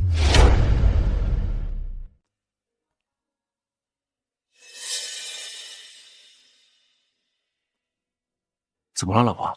我明天要回一趟老宅，家里出事了。苏俊要跟安如雪离婚，想跟我聊聊股权分配的事情，想让我回去一趟。你那个渣爹回心转意了，我不信。我猜是安如雪让他打的这通电话。你那个渣爹咋这么听安如雪的呀？还连接手来坑他的亲生女儿。老婆，你该不会不是亲生的吧？我也希望不是。这些年来，苏俊的生意都靠安如雪打理，他当惯了酒囊饭袋的废物，他清楚的知道，我当上董事长，他的好日子就到头了。明知道你看得出来，他们还这么做，看来他们急了。这种漏洞百出的借口他们也敢用，无非就是笃定我想要回股份。既然他们这么着急，我当然要看看他们到底想干嘛。那我跟你一块儿去。不用，我一个人去，你留在这里，我有其他事情给你安排。行，你主外，我主内。小姐请坐。来客人了。还没吃饭吧？哦，来坐下一块吃点。我没有时间跟你浪费，说吧，你想怎么处理？小野啊，之前呢是爸爸不对，然后呢？哦，这位呢就是要抛售股份的商先生，这次把你叫回来呢，也就是为了这件事儿。小苏董，你好。咱们先坐下吧。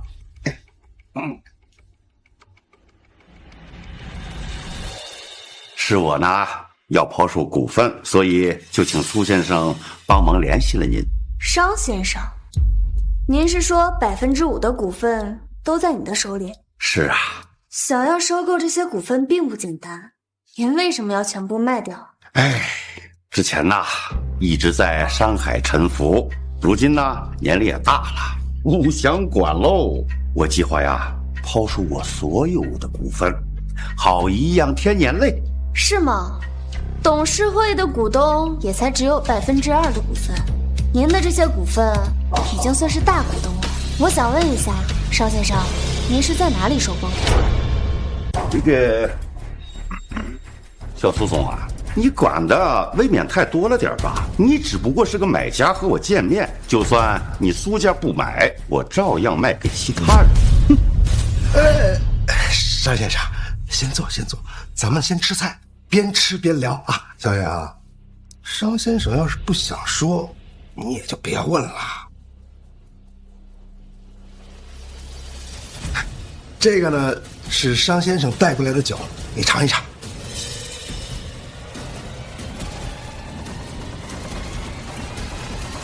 小苏董啊，我没来的时候啊，就听说您年纪轻轻便继承了苏家，鄙人十分钦佩呀。俗话说，生意不成仁义在，就当交个朋友吧。这杯酒，我敬您。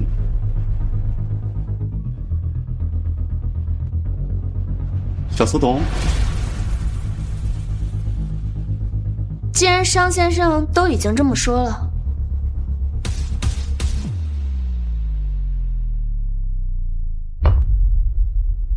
好，小苏董果然爽快呀。说吧，商先生5%的股份，您开价多少？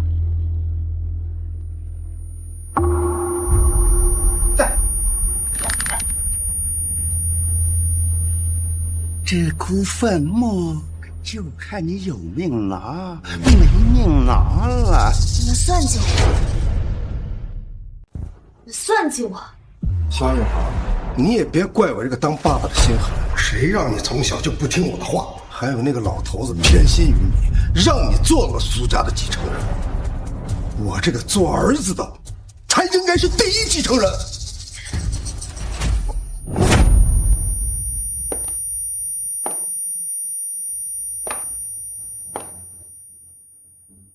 是你给我下药？当然是我。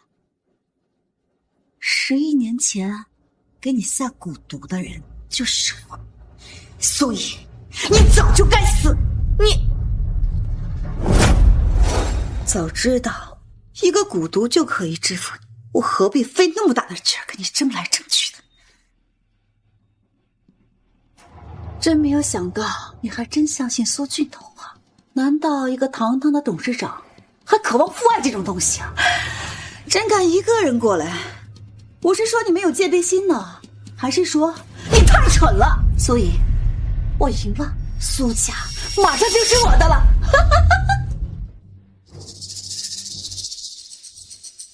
雪儿，你答应过我的，小英她只是瘫痪，不会真的死，对吧？不管怎么说，她都是我的血脉啊。事已至此，这重要吗？苏俊，你少在这给我扮演慈父。当初我说要给他下药的时候，你可是第一个同意。我当初只是想把苏氏集团握在我们手里，我可不想背负杀你的名声。这和我有什么关系？反正骗他过来的人是你，最后他见到的人也是你。而且，你刚说错了，不是我们的。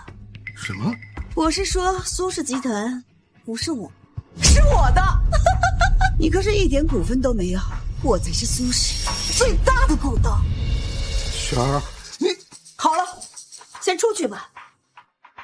我不会让这个女人死的，我要让她看到我当上苏氏集团的掌权人。请吧。安总，叫我董事长，从今天开始，我就是苏氏集团的掌权人。是董事长。什么事儿？说吧。董事长，苏云对外已经失踪2天了，媒体都在猜测他是不是遭遇不测了，公司股市也跟着跌，我们需要准备个说辞应对媒体公众。对外宣称小苏董突发隐疾，瘫痪在床，时日不多，苏氏集团的事宜全权交给我来处理。盯紧这里，不允许任何人进出。是，您放心，这里一只苍蝇都飞不进来。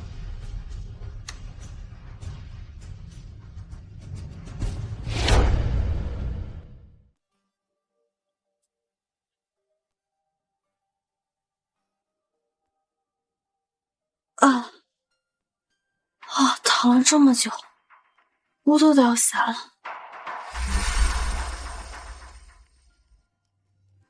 还好偷偷把酒吐了。安如雪下的药这么烈，只是残留在舌头上一点，就昏睡了这么久。不知道叶玄逸他们怎么样？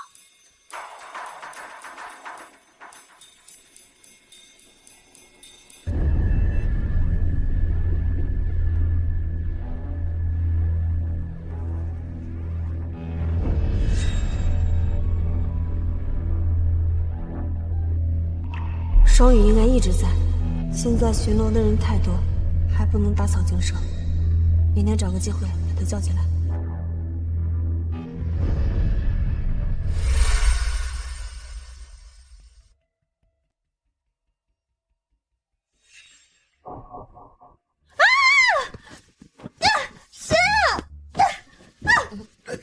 老婆，早上好。叶玄逸，好玩吗？老婆大人，咱都2天没见了，你不想我就算了，你总来打我。叶玄逸，你要是再敢这么吓我，我以后就剥夺你上我床的权利。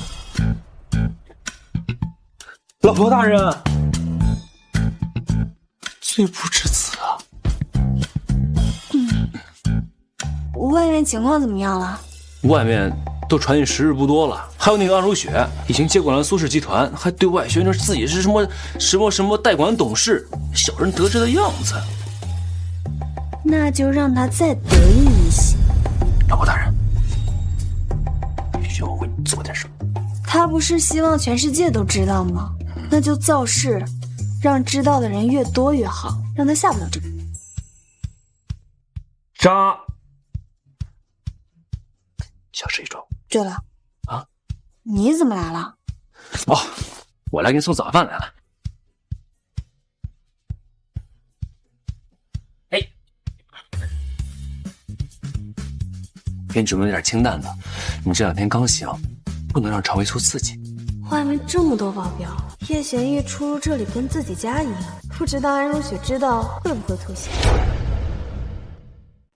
你怎么知道我今天会醒？我不知道啊。好，我每天都会过来检查你的情况，给你喂解药。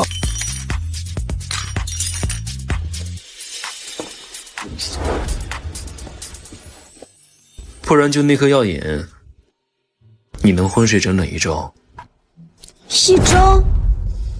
那被下了药的毒酒，我不是已经吐了吗？这么惊讶干什么呀？虽然你的蛊毒已经解得差不多了，但是还是有点残留的。就是这点残留都会引起你短暂性的休克。不过，这是件好事。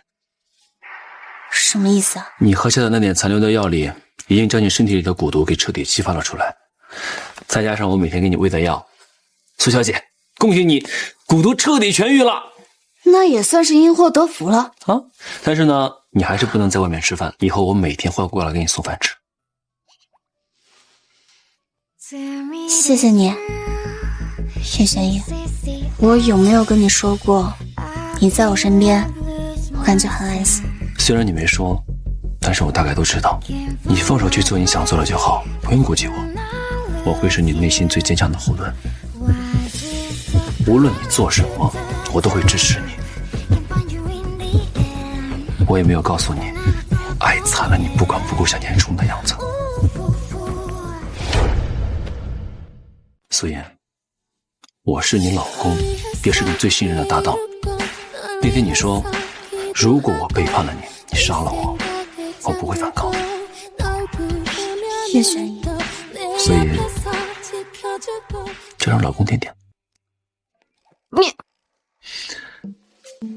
不叫老公的话，亲一个。行了。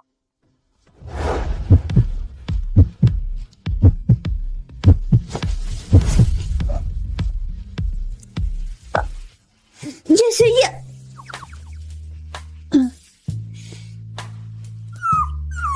好吧，我肚子饿了，那我给你做饭去。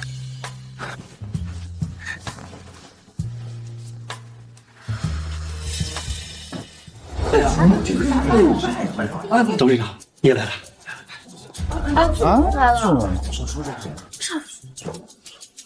各位股东、记者朋友们，让你们久等了，坐吧。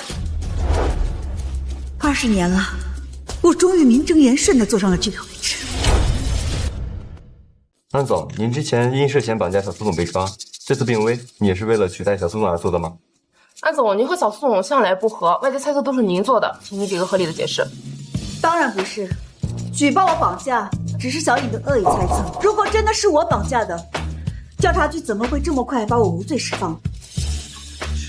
而且小颖11年前就开始生病，最近我发现她经常去医院看医生，这是她的报告单。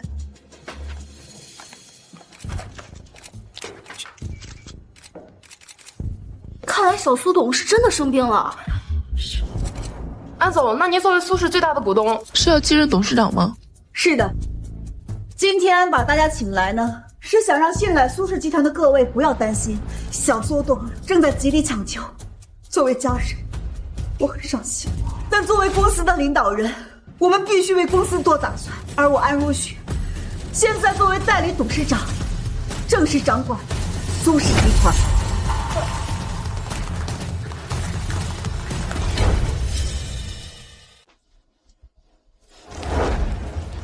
少主夫人，我们按照您所说，大规模造势，让外面所有人都以为您即将病危去世。这次闹出这么大的动静，安如雪一定以为自己得偿所愿，她身后的人不可能没有动作。您的意思是，这安如雪一定会去汇报？这次闹得这么大，就是为了以蛇出洞。双月，从现在开始，你盯紧安如雪，她有任何的动向，包括跟谁通电话，都告诉我。是。那是冲。这几个人还真是一个德行。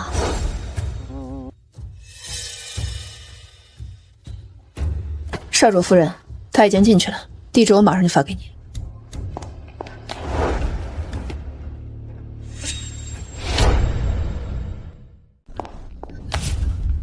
七郎，这是您要的东西，苏氏集团已经到我手里了。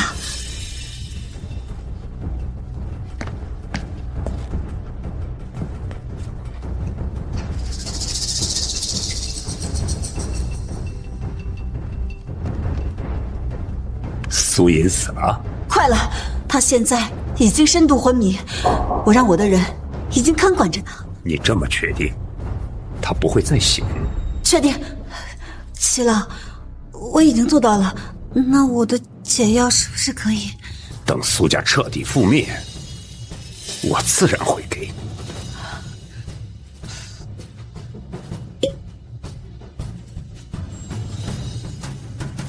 这粒解药药丸能保证你的蛊毒在1年内不会发作。谢谢七郎，谢谢。谁？举地人！都给我滚开！苏雨，这不可能！安姨太，好巧。七郎，这是怎么回事？我明明已经给他下药了。七郎，终于见到你了。你没死，也没中毒，你绕了这么大一圈，就是为了来见我？是，安如雪只是一枚棋子，我当然要看看下棋的人是谁。安如雪叫您齐老，您是护海齐家的人，苏家跟齐家无仇无怨，你的目的到底是什么？手段这么毒辣，而且还这么利落，跟你妈妈可一点不像。你认识我妈妈？你会知道的。我们很快还会再见。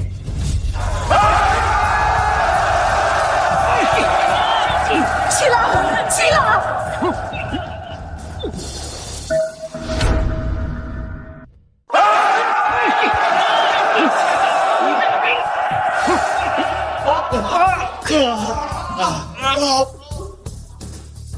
少主夫人，少主夫人，是属下失职，这里没有地下通道，还是被他们逃掉了。不怪你，这里只是他们的临时根据地，做好了随时逃跑的准备。我们当然追不上。是，这个人该怎么解决？千万不！看来你被放弃了，一个弃子。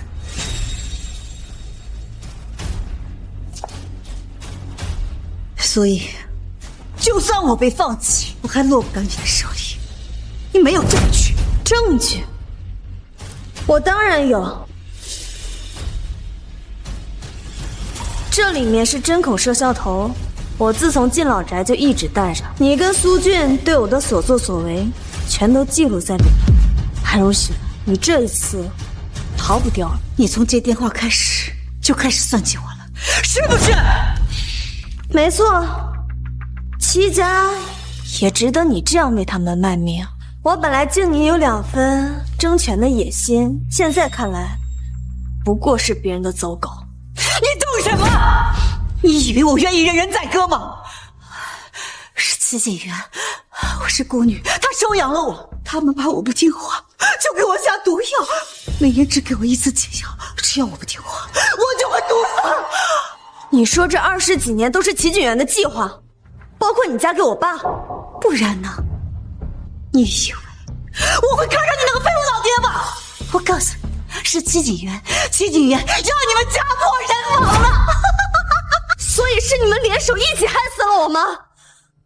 你们为什么要这样做？我没有，你一直以为是我的出现害得你妈一语难消，生产不顺吗？我从来没想害，是你爸，是你爸！你说什么？你妈的确是难产，但那也是人为造成的。我告诉你，这都是报应，都是报应！你把话给我说清楚，说清楚！苏俊在你妈孕期的时候是出轨我没错，但是我只是想让他们分开，没想让他死啊！说重点！害死你妈的人是苏俊！你妈拿孩子胁迫苏俊和外边的女人分开，苏俊表面上他是答应了，可是在你妈生产的时候呢，苏俊作为丈夫进去陪同，趁医生不注意的时候就引导你妈生气，导致血崩。你该恨的人不是我，而是你爸苏俊呀！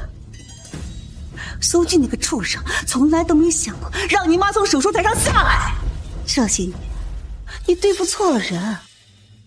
苏俊看起来懦弱可欺，实际上又蠢又坏。你妈爱上了这样的男人，还为他生孩子，可结果呢？不像我不爱男人，我只爱权力，所以到现在我什么都有了。你妈这一生可真是可悲啊！少主夫人，把他关起来。是。苏言，告诉你妈不姓唐，她姓齐呀，她姓齐。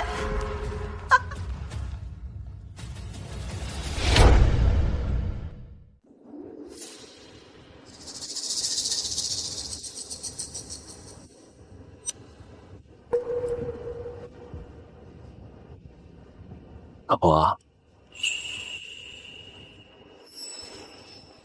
怎么了？刚才出去的时候还斗张扬呢，怎么回来一蹶不振了？我在想一件事情，我好像对我妈一无所知。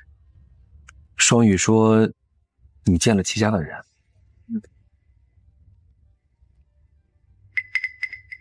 这些是从你办公室里搜出来的窃听器，我刚才查了查，确实是来源于护海齐家。我知道，安如雪背后的人就是护海齐家的家主齐景元。我刚才还查到一些东西。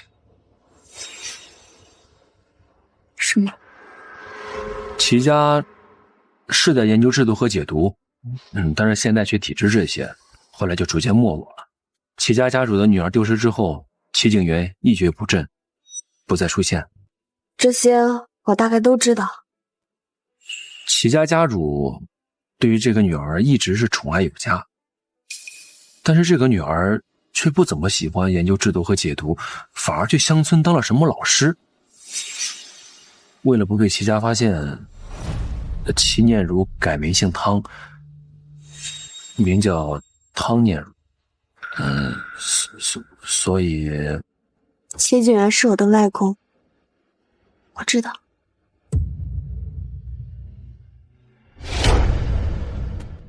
其实一开始见到他的时候，我就猜到了，苏家跟齐家无仇无怨，齐景元却布局这么多年，想要置我们于死地。而且他有一个失踪20多年的女儿，完全跟我妈对得上。说他无情吧，他视女儿如命；说他有情吧，他连自己的亲外孙女不放过。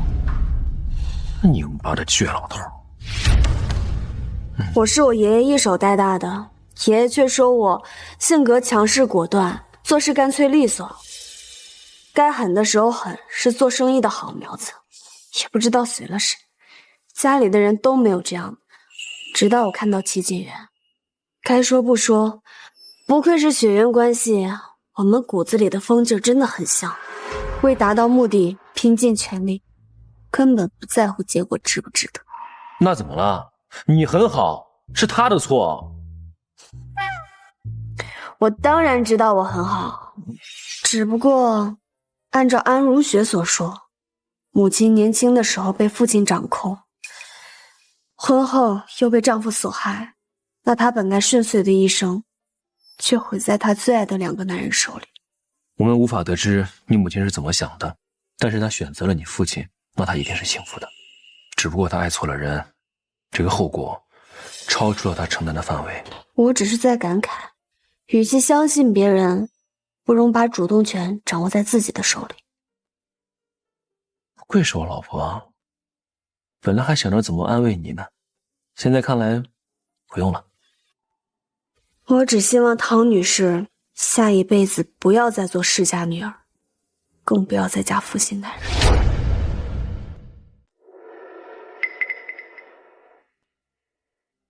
安如雪已经被我关了起来，当时场面混乱，让齐家人给跑了。看样子齐景元不会善罢甘休的，也不知道下一次动手是什么时候。没事儿，兵来将挡，水来土掩。或者你需不需要我帮你做点什么，把它给解决掉？齐景元布局这么多年，可不是说能解决就能解决的。他们在暗处，我只能等他下一次动手。老婆，我向你保证，我们家往上3代都没有任何的出轨史。我爸爸、我爷爷、我太爷爷都是深情且专一，我们家基因非常好。你这个时候跟我表忠心有点可疑。天地良心，我没有，我这不是怕你气渣男不过迁怒于我吗？人家都说了，原件正确，这个复印件才正确。我这个复印件可是无比正确。目前看起来还不错。没关系，老婆，我会用一生的行动去证明，你看男人的眼光和你看世界一样准确且妥了。不过，话说回来，老婆，咱们什么时候把那个蜜月给补上？要不然你找个地方。那咱们去滑雪。滑雪？我知道那里有家酒店，坐落在山上，一推开门就是全景的落地窗。就是我们在窗前干什么吧，外面也发现不了。我们可以在窗前。停，你是去滑雪吗？我当然是去滑雪了。你自己滑吧，我去洗澡。那咱们一块儿去洗澡，顺便可以按摩按摩。我骨头已经解了，我不用按摩。刚好可以巩固一下。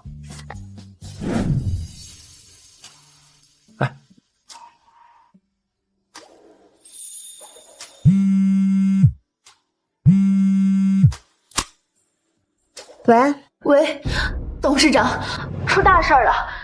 齐景元在媒体公开说他拥有苏氏集团最多的股份，还说要即将担任苏氏集团董事长。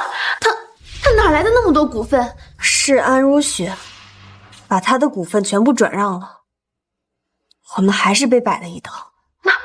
那我们现在怎么办呀，董事长？他还说今天下午就要举办新闻发布会，邀请了所有苏氏集团新老股东，还说让你务必到场。发布会在哪儿？在天海盛宴。好，我知道了。你准备一下，我下午过去，让司机来接我。嗯。季警员出现了。季警员出现了。他几乎收购了外部的所有股份，加上安如雪的30%，他现在手上的股份应该有45%，比我的多。他要收网了。好，那我跟你一块儿去。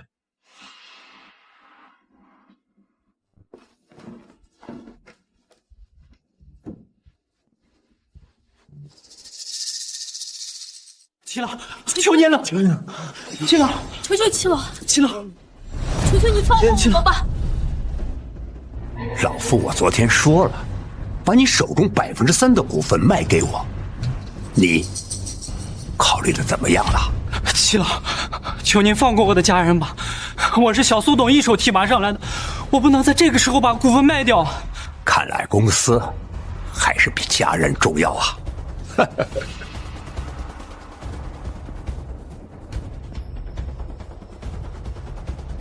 这个是解药，真不打算要你儿子了。你儿子他挺可爱的，就是不知道他能不能扛过今晚。他今年才5岁，你怎么能给小孩下毒呢？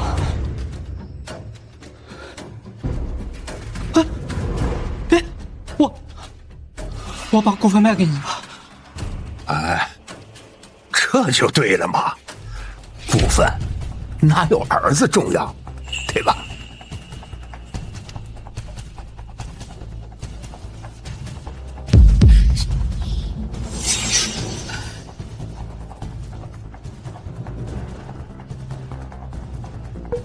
齐老还是一如既往的喜欢滥用毒药。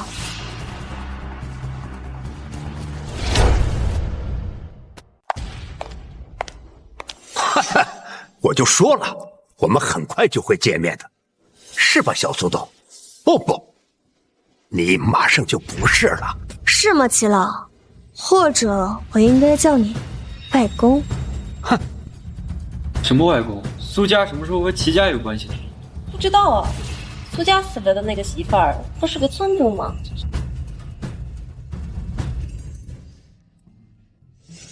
原来你这个废物渣爹在啊！我还以为他没来呢。自己的公司被霸占，这眼睁睁的看着，算什么男人？他向来就喜欢欺软怕硬，只会伤害身边的人，人早下一个。你又是谁？啊，我是苏家上门赘婿，我叫叶玄义。哼，姓叶，我还以为是那个国武叶家呢，原来只不过是一个上门女婿罢了。你就娶了这么一个废物小白脸？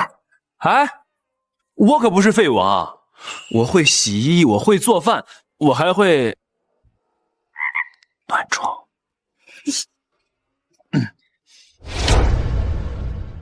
小爷，你刚才说他是谁？当然是汤念如女士的父亲，护海齐家的家主。我说的对吧，外公？我不是你外公，你们苏家人都该死！这怎么可能？念如她就是个村姑，怎么可能是齐家的人呢？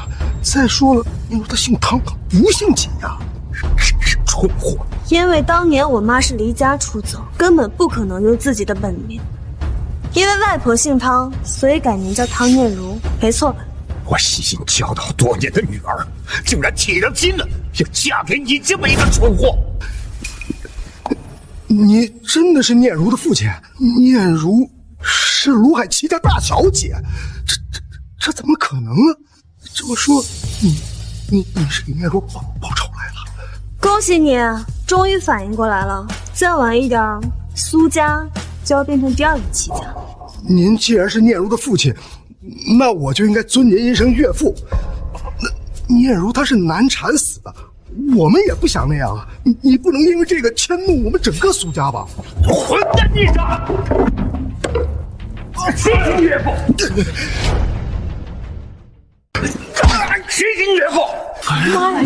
怎么还动手啊？就是妈，这怎么挺好看？你那么疼爱你的女儿，你干嘛让她流落到村庄？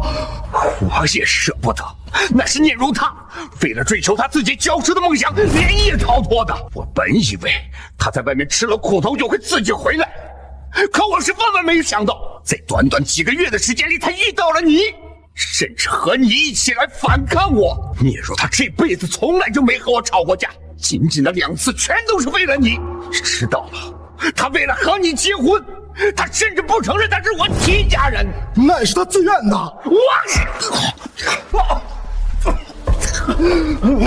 她是自愿的，可你以为你是什么好货色？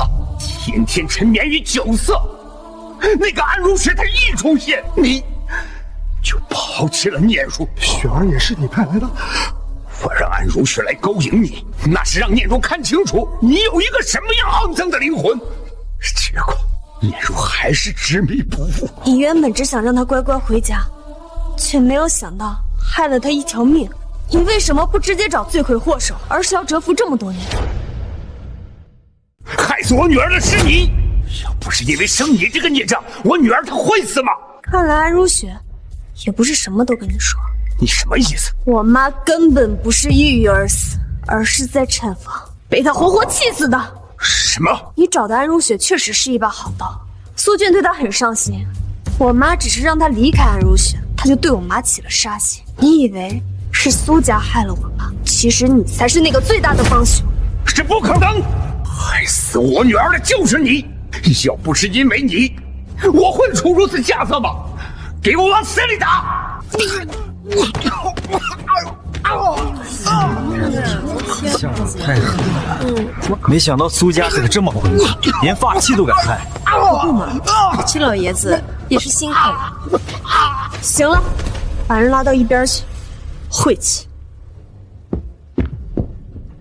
齐老，您来这儿不只是来打人的吧？以家人威胁股东交出股份，实在是小人行径。你以为你苏家就高尚了？统统都是算计的高手。你虽然不像苏俊那么愚蠢，可你和他一样，流着肮脏的血。这股份，我是非要不可。苏爷，你已经输了。我现在手中持有48%的股份，按照规矩，我已经是苏氏集团的董事长。你们苏氏很快就会更名为齐氏。是，你只要再收购3%的股份，就是持有51%股份的最大股东，没有人可以撼动。没错，你们都给我听好了，我现在是集团最大的掌舵人，再加上我齐家强大的势力，你们总不会为这么一点股份得罪我吧？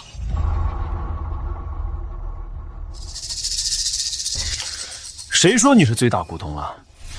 一个废物赘婿，你没资格站在这儿跟我说话。他是我的丈夫，我们夫妻一体，我说他有资格，他就有。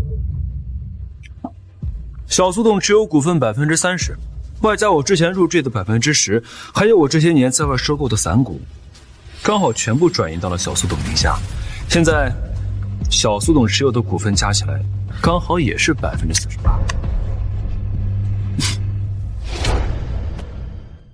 一样的股份，这怎么算啊？这还不简单，看背后的势力啊！股份一样多，那又怎样？我齐家虽然没落，但我各方的势力还在，而且我的生意遍布各地。你呢，小苏董，一个即将落入他人手中的苏家，还有一个毫无背景的小白领，你能争得过我吗？你们3个，难道就要跟着这种斗价？其实你们勉强保住了董事长的位子，可你们能做得久吗？你们现在已经是内忧外患，内忧有我48%的股份，外有各个世家虎视眈眈地盯着你们的位子，想要取代你的位子，我随时可以夺走。小苏董啊，现在集团不稳定，人心涣散，你年龄又小，资历又浅，还娶了这么一穷二白的赘婿。是啊，我们也是迫不得已。就算我们不卖给齐老，你也未必会赢，除非你有傅家的帮衬，不然我们也不愿意赌啊。是啊，你们按照你们的话来讲，如果我是世家继承人的话，你们就不会把股份卖给齐老，而是卖给小苏董。当然，如果你是世家子弟，愿意帮着小苏董对抗齐家，我们也愿意让出股份。没错，我们甚至愿意无偿赠与。你们刚才说的话我记住了，录音为证啊。虽然知道玄逸不会是普通人，但他真的跟世家有关系吗？你一个苏家赘婿，能翻出什么浪花来？我确实是苏家赘婿啊，但你也没有问我其他身份啊，比如我跟古武叶家有什么关系？古武世家，古武世家，黄头小二，别以为你姓叶就能和古武世家攀上关系。叶家，他的资源遍布全球，而且控制着整个江湖的势力。人家是墨隐的少主，你能和人家比吗？你知道还不少。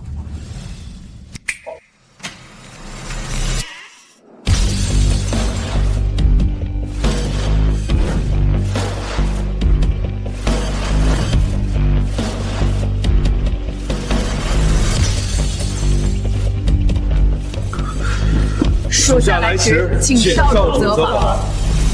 我们少主乃是古武叶家的现任家主，也是墨隐的少主。今日和苏家大小姐苏莹结婚，那是两情相悦，不论世家恩怨。但凡如若有人侵犯我少主夫人的话，叶家不可能善罢甘休。这怎么可能？你真是叶家的人？老婆。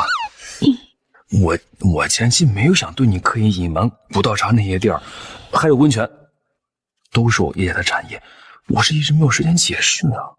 不过也是，你的身手还有雷云双羽都非比寻常，竟然是武术世家。等等，我海外账户被吞掉的那400亿，那400亿嘛，也是我错的。老婆，你不会生气了吧？这咱回家再说好不好？没有，反正早晚都会知道，只不过这个方式有点特别。这个标志只有叶家人能使用，世界上没有人可以模仿，真的是鼓舞叶家的人。苏家的赘婿竟然是鼓舞叶家的现任家主，苏家和叶家强强联合，还有其他世家什么事？3位还有其他话要讲吗？刚才你们可是信誓旦旦的说，只要我是世家子弟，你们就会把股份无偿转让，该不会耍赖吧？耍赖也没有关系，你们怕齐老的报复，难道就不怕我鼓舞叶家的报复吗？我这个人吧，虽然没有齐老那么小心眼儿，但是我这个人也是相当护短的。你们敢欺负我媳妇儿，就应该知道有什么下场。把这些转让合同给我签了。签！我们签！你们不能签！出尔反尔！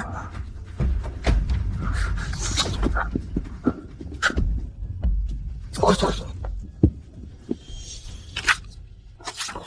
老婆，这3%的合同到手了。齐老，我现在比你多3%的股份，持有51%的绝对股权。不管是苏家还是苏氏集团，都只可能是苏家人的。那又怎样？即使你吞并了苏氏，我仍然有很多办法来对付你。我告诉你，这事没完。啊，对了，外公，我不是你们外公，你确实不是我外公。你之前绑架我老婆，你在境外的那些势力，我都已经派人过去取证了。你的大本营现在已经被我端掉了。这不可能！不可能，打电话问一下，看谁接的。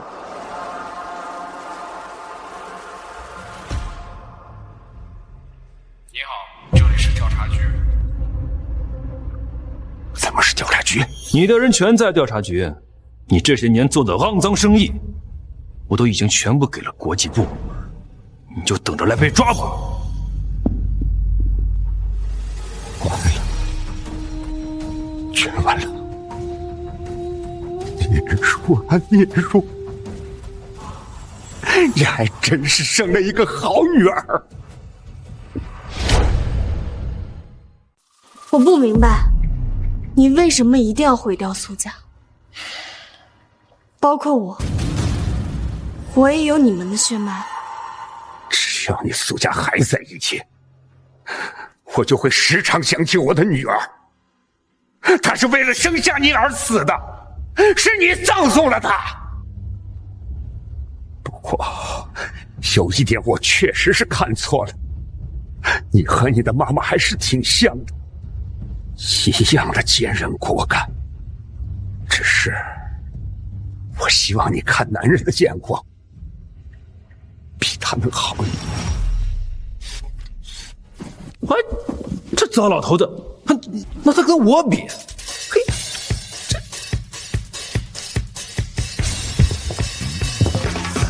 不是说要滑雪吗？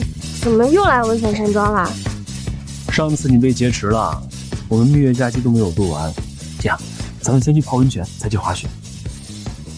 你到底记这件事情要记多久啊？那谁让我老婆是大董事长了？抽个假期去旅行都没有时间，我可要好好珍惜跟老婆在一起的每一天。上次泡温泉没有成功，我遗憾了很久。你先给我交代清楚，那400亿是怎么回事？那我真不知道是你的钱，都怪那个雷云，他没提前跟我讲。还有，我账户上多了很多私人岛屿、中立银行。那是我上门女婿的嫁妆。看来你对这个赘婿啊也是啊，我很喜欢。只要是能够对你有帮助的事情，我都乐意去做。苏妍，我爱你。我也是。老公。